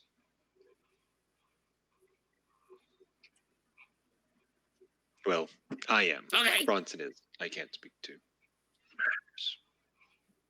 No. Rorik, I side with you. Keeping Bronson out of trouble and, outside of death's door is definitely a priority. Great. We'll walk together. Griswold? Happy tears. May as well. Glad to hear it. Maybe I can convince Sundry.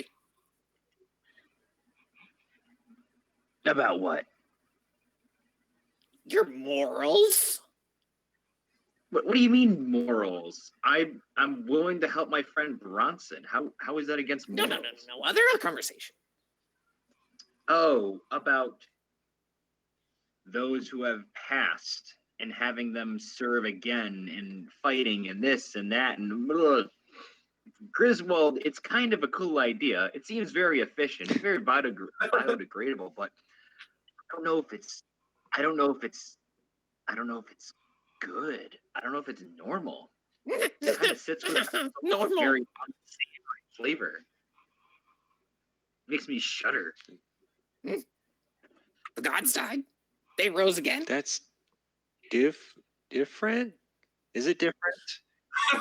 Is it? Bronson and I, you guys walk in about this point. Can I just hear him saying, like, the gods died and rose again. This is the same. And then Bronson says, no, it's not. How do you know? How do you know Hope isn't a zombie? I've been doing this for Yeah. Although hope just goes where we go. Is it really that doing this different? for decades. Hmm.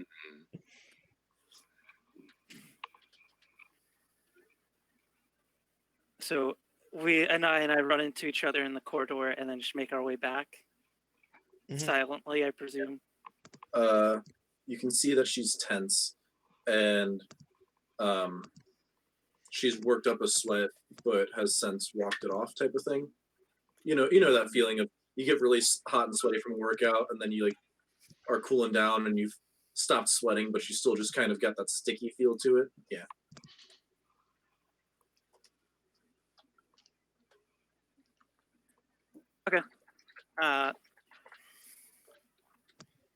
So we make our way in. Bronson sees that everyone's here and says, perfect.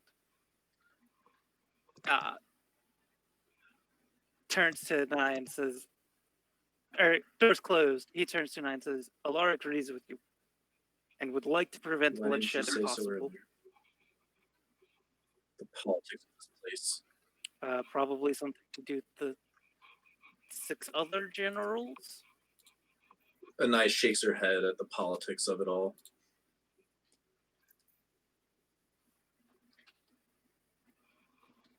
she has asked she has suggested that if we could get together a strategic group and head north before her troops do, and somehow convince the Kirokin to lay down to peaceful resolution, we can avoid bloodshed. Oh, I'm strategic? That's exciting.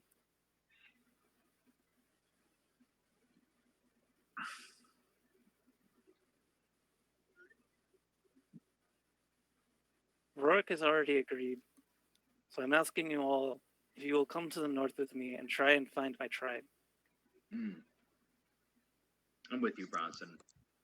I'll travel to the north. It'll be new for me, but I'm ready for it. Yep. Fuck the Kirokin. I assume you I say think it this like is that the too. first Bridget. time that Bronson actually laughs at Griswold. Exactly like that. And that's the first time Bronson actually laughs at Griswold.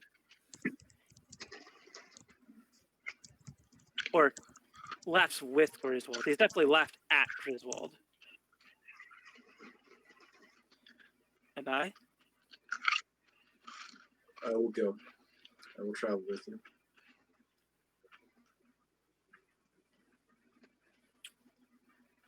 have a week. I will talk to Allard again and see what more specifics I can get. I believe that Griswold already got us access to the armory, so grab what we can from there. Wait, did Rourke tell us about the potential peasant uprising and all? Yeah. He did? Yeah. I definitely would have said it specifically to Anai because it, I don't know, sounds like something that you would be interested in if you happen to be in the common room, which we're not going anywhere. So yeah, you were probably within earshot. We can go back and play through that now if you want. I'm not particularly about it. I was just curious if we were going to do anything about it, honestly. Yeah. Is his name Winchester? Is it Winchester? What about the peasants? What, here in the Citadel? The uprising? Or, I guess. Well, if we go stop a war, that's never going to happen. Still might. The city's on the edge. They have nothing. Yeah, they're still. They're a powder keg. Yeah. They have no release. They're looking for a war as release. I wish there was a better way.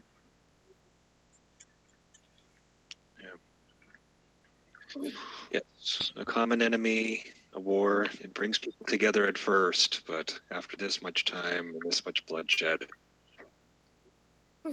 You fight the god of war with war.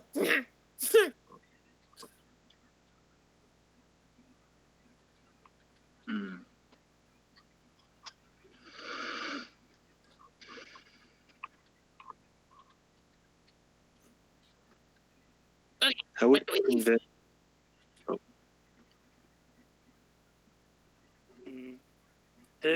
Was Allard saying that they would leave for battle in a week, or that the battle would be happening in a week? I think that they would leave.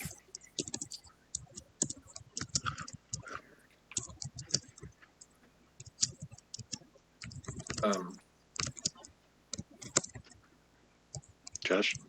What? What was the question? Was Allard saying that they would leave for battle in a week, or was Allard saying that they would leave for battle in a week, or the battle would be taking place in a week? They'd mobilize in a week, but they're mobilizing from the river, so they're effectively the same. There might be a day in between. Am I lagging a lot for you guys? Okay, because it's pretty close. Not really. No. Interesting. No, not really. Because it's close by, right? It's just over the river. Yeah. it's really not that far from where we are, right? A couple of days. Mm-hmm. Okay. Bronson, where will you take your people? Where would you take your people when we rescue them?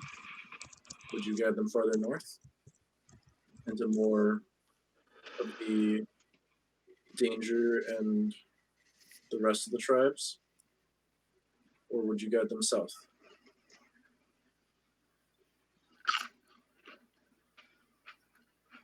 I would probably ask Lar if she'd be willing to let them stay. That is going to create a lot of tension.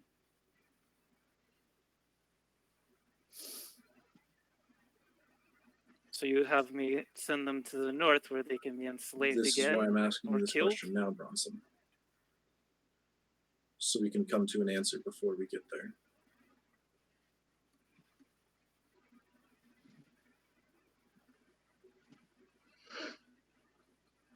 Preference? See if Lar will be willing to help out. Believe that with the amount of help the Shirag have given, she should be willing.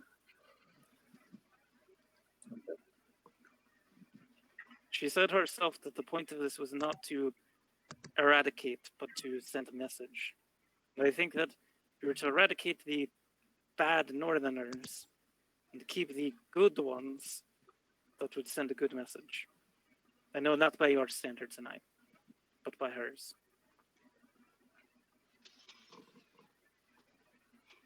How do we convince them to lay down arms or to give up your tribe? I mean, what do we do when we get there? Yeah. Well, what do I know about Dell? History.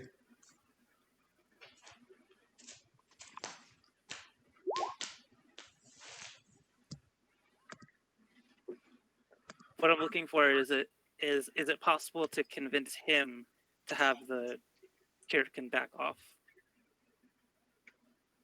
So what you know about Dell is that Dell was one of the generals not because of his fighting or tactics, but his tongue, his ability to convince, to rile up, to stir, to get things moving. He is very, very good at saving his own skin and getting people to do as he asks. So this idea that he managed to convince Piranus and Marius to give him land makes a lot of sense. And the fact that all he does is get people to do what he wants makes sense as well. So it is possible you could convince him. He never struck you as a bad person. You could probably make the assumption that with Varys Khan falling, Dell did what he thought he needed to do to save his own skin. He's not, Okay. he wasn't looking to empower himself.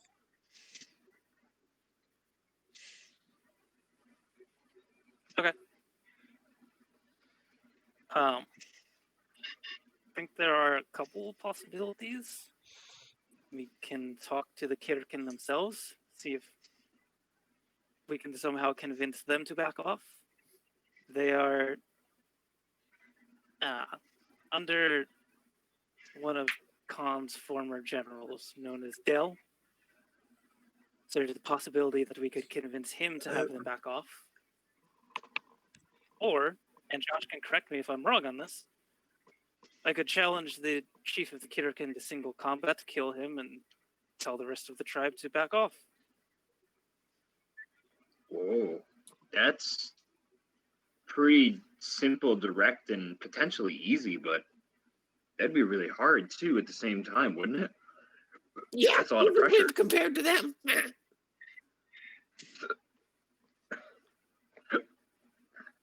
Yes, you're correct. How many battles would you fight? Just the one, or how quickly would you be challenged?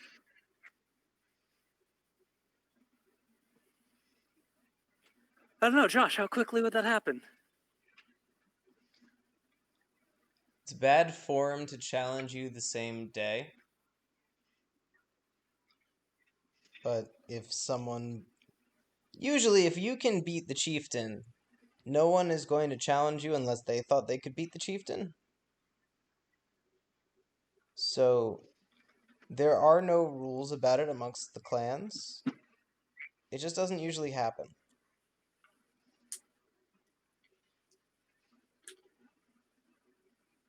What, the challenging to single combat? No, challenging the single combat, the person who just won the single combat.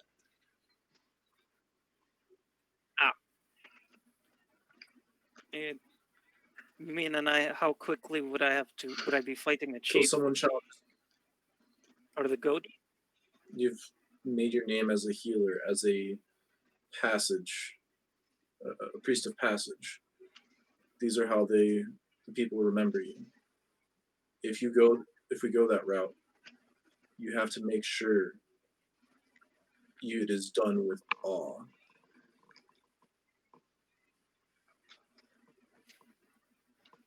That is how the young leaders, the young goatee, remember me.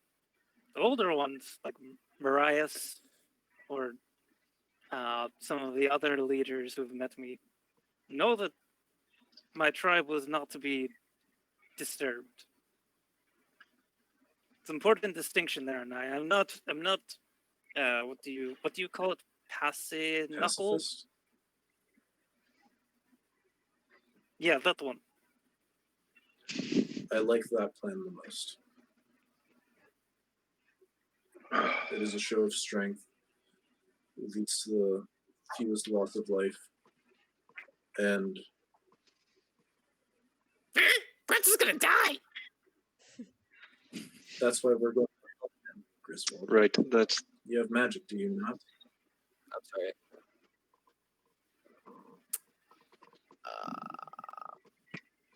I can't bring him back. Like, Can you make him him? stronger, faster?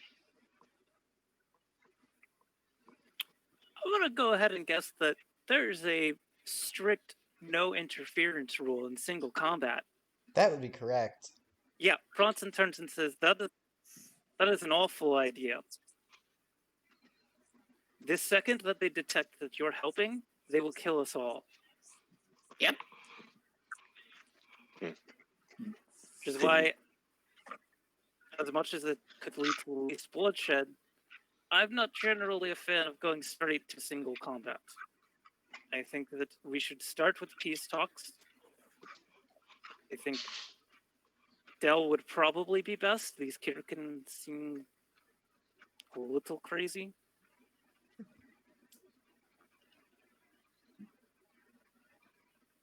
Do you know where we would find him? I have a vague idea of which territory he used to be in charge of. Also, the map that they had helped a little bit, but I would probably have to ask Alar. And I don't know if we could make it there in time. Path is yours to walk us down, Bronson.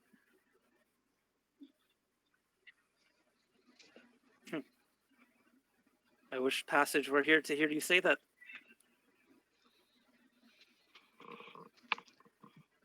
Okay, so we have a plan. Peace talks with Dell. If not, single combat. And cross all the fingers that you don't die. Yeah, I think I need to be a bit higher level for that. Yep, you're gonna die. Hashtag side quest. Look, Bronson. I've seen the guys at the top.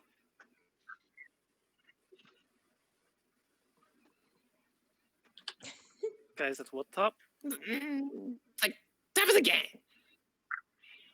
They're badasses. They will fuck you up.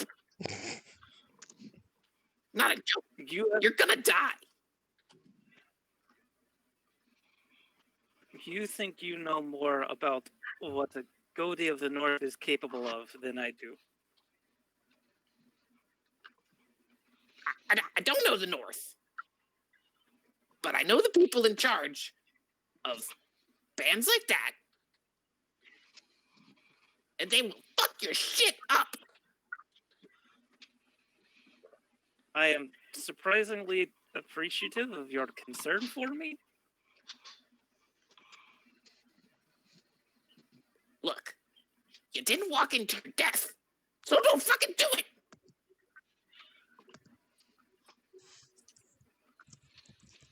We're trying to avoid doing that? No, I'm saying earlier, Well, you already chose to stay alive, but that is walking into your death. Oh, I got you. I got you now. he does have a point. We did just convince you Not to go. to go, but you were going to go alone. No, we're going. No, that's alone, by himself, to his death. Yeah, I don't think Anai will be on board with that one.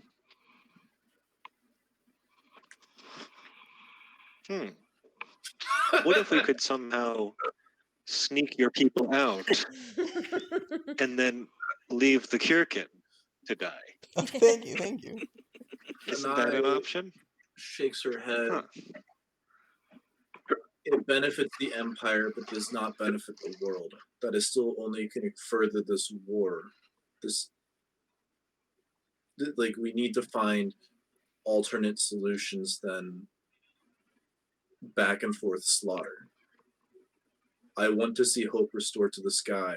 I want to see passage. I want to see collections. I want to see I believe in you. charity, and Charity. I want to see consequence. I want to see truth, all restored to the sky. I want the sun to rise in the morning and the moon to come up at night. We cannot continue down the paths that we've been on for the past several years. They are continuing to sunder this land. We have to find alternate solutions.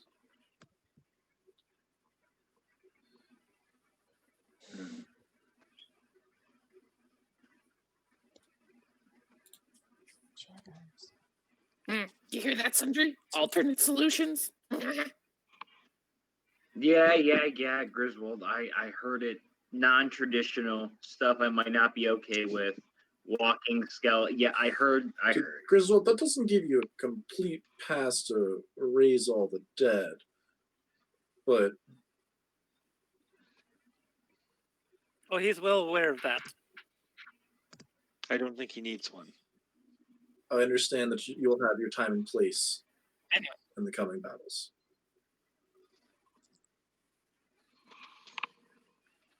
And I agree that peace is always an honorable goal, but when all sides are against that, against you and I, it just seems like we need to pick the best option that's most likely to succeed.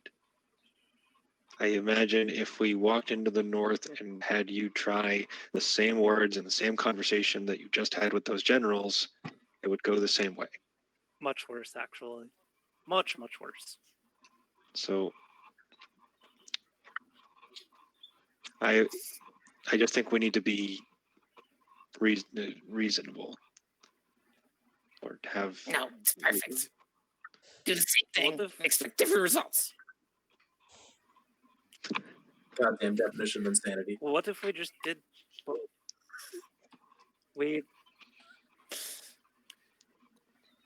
It's possible Alarm may have a little bit more information about where my tribe is being kept and how.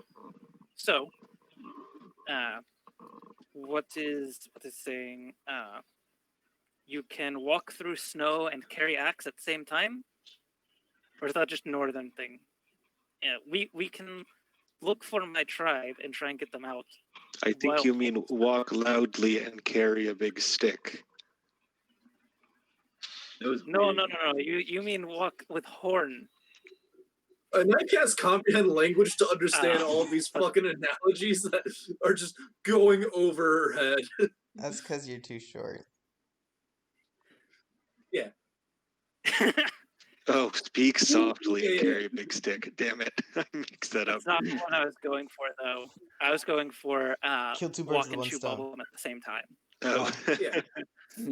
And I still cast it as we to can get a grasp of what the search- fuck we is can going find- on with these analogies. Walk and chew bubblegum at the Never heard same that. time? What does that mean? I mean, you can do multiple tasks. You mean the thing where you pat your head and rub your belly? So just like Okay. do things that are not just one thing, but Two Yeah. things? just Or do, if you've ever do watched things. the sweet, Like five sorry, colors. What- yeah, if you ever watched the Sweet Life of Zack and Cody, it's when London had it right. Tipton tries to walk and breathe at the same time. So Noted. what we can do is we can try and gather what information we can about my tribe, try to find them, and prepare to get them out if we need to, while also continuing talks of peace. Yes. Hopefully not leading to single combat. The short answer is that if Dell is not within a week's travel of us, less than that because we would need to convince him. If he's not close by, there isn't time. We would need time to talk to Dell and potentially get back. We need to be able to make it back to the battlefield to let them know that peace has been struck. If we're even alive to do so. I will talk to Alar and find out what she knows about where Dell is. I didn't mean to send that, sorry. It's okay. Oh, that's cool. For monks, it's plus wisdom instead of plus con. Okay. Yeah, it's whatever your Spell save. proficiency is. Right, because, well, never mind. Doesn't matter. Yeah, I will talk to Alar and find out what more I can. The rest of you should prepare for a journey to the north. I suspect that besides Anai, apparently, none of you have been there. You may need some warmer layers. Gather what you can from the armory.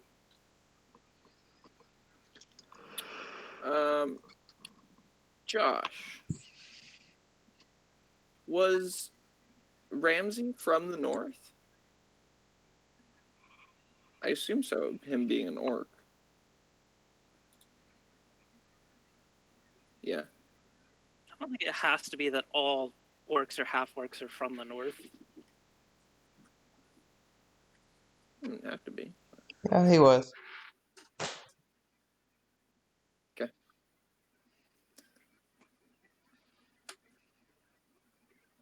Does this sound good to everyone? Mm-hmm. Oh. I'm ready when you are.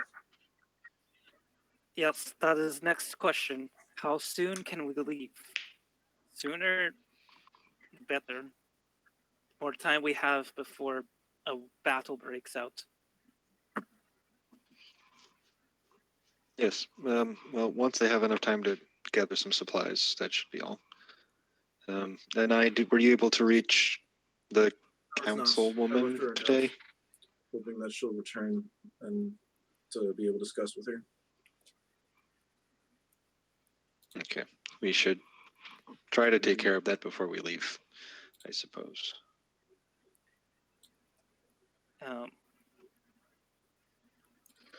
Depending on what materials I can get from Alar, then we plan to leave tomorrow afternoon? Or do you think that would be too soon? Let's try to leave before noon tomorrow. Good. Mm-hmm. Agreed. Bronson gets up to go try to find Alar again.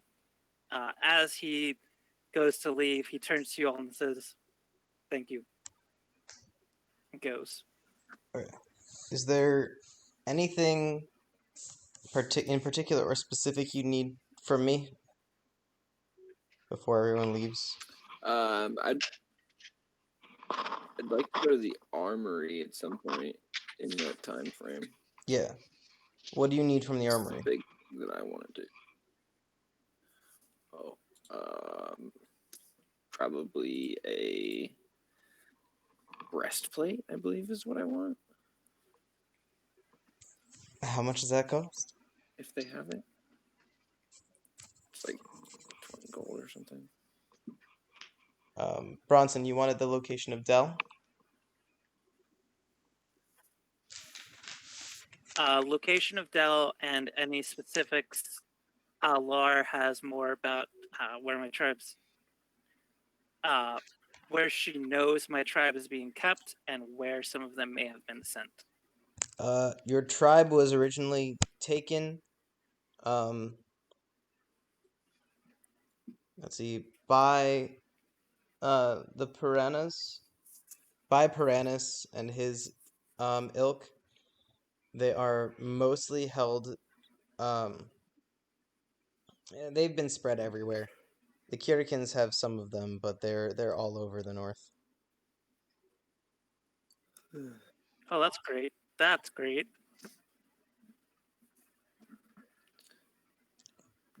That's cool though, because it means it's not just going to be one adventure and we found them. This means I have to go search for all of them. Isn't that great? We rescue enough that they can do it. Rescue a few and say, go off and find the rest. Yes, rescue the few that have been enslaved for like 2 years. I'm sure that they will immediately be happy to go back to the people that are enslaving them and try and free the rest by themselves. Dell is just north of the lake. Oh, so we can definitely get there. Yeah. Breastplate is 400 gold, so probably you don't want to give that to me. No, probably not. If I Do give I that to already you, have disadvantage on stealth rolls? yeah, I do. Then I will. well, you're just not take over encumbered, scale so I mail, guess which you is 50 don't. gold. I mean, I have fucking stupid amount of shit. I have skeletons. If you want to give me disadvantage, I'm not upset about it.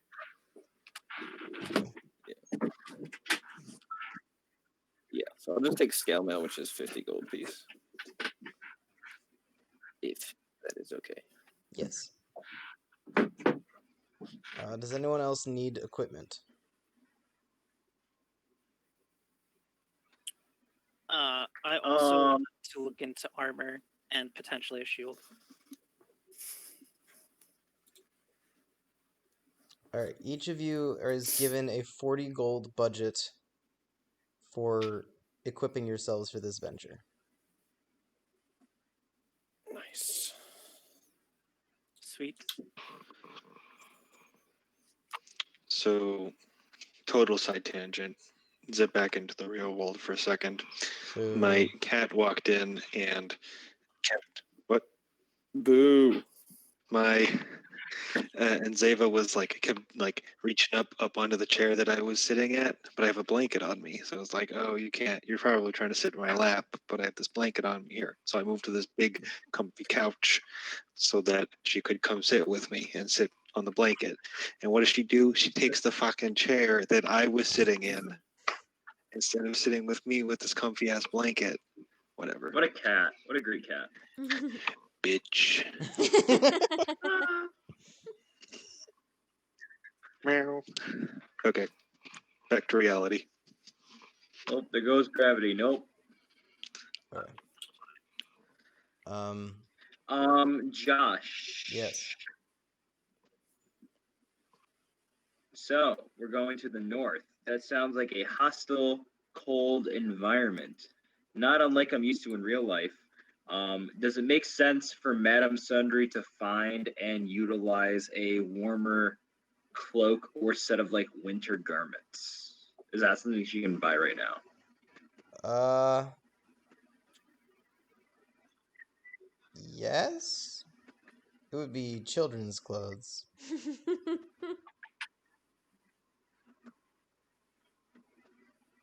Oh, that sounds great. Okay. If you are willing, buys it anyways because she wants to be comfortable. okay. How much gold would it be? Like 2 Did or we check like Icewind 12? book for cold weather gear? Since that's within reach. Is there anything else you guys want? So we're coming to the end of time, and there's one more thing I kind of wanted to do this evening, but it involves leaving the Citadel. So you are welcome. We can just do That's that fine. next time if we want to wrap here and do leaving next time. Cold weather clothing is 10 gold. I like leaving off my cliffhanger. Is there any way for us to like get everything organized and then do a thing so we can leave off on a cliffhanger? Yeah, I like that too. I don't have anything else that I want to do here. Cold weather clothing is 10 Yeah, gold. I'm all set. Yeah. Okay.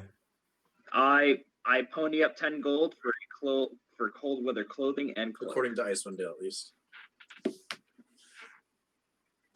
So Josh, do I get to keep the remaining 30 gold, or does that like go back to the? no, you can equip yourself with up to 40 gold worth of equipment, and that's it. You're not actually given gold. Heard. All right. Well, I do. Maybe I do the cold weather clothing and then the rest on a few material components for higher Right. level spells. You can do, like, you can figure that out before Monday. You don't have to do that right now. Yeah. Especially because the one thing I wanted to do Appreciate. kind of undermines that.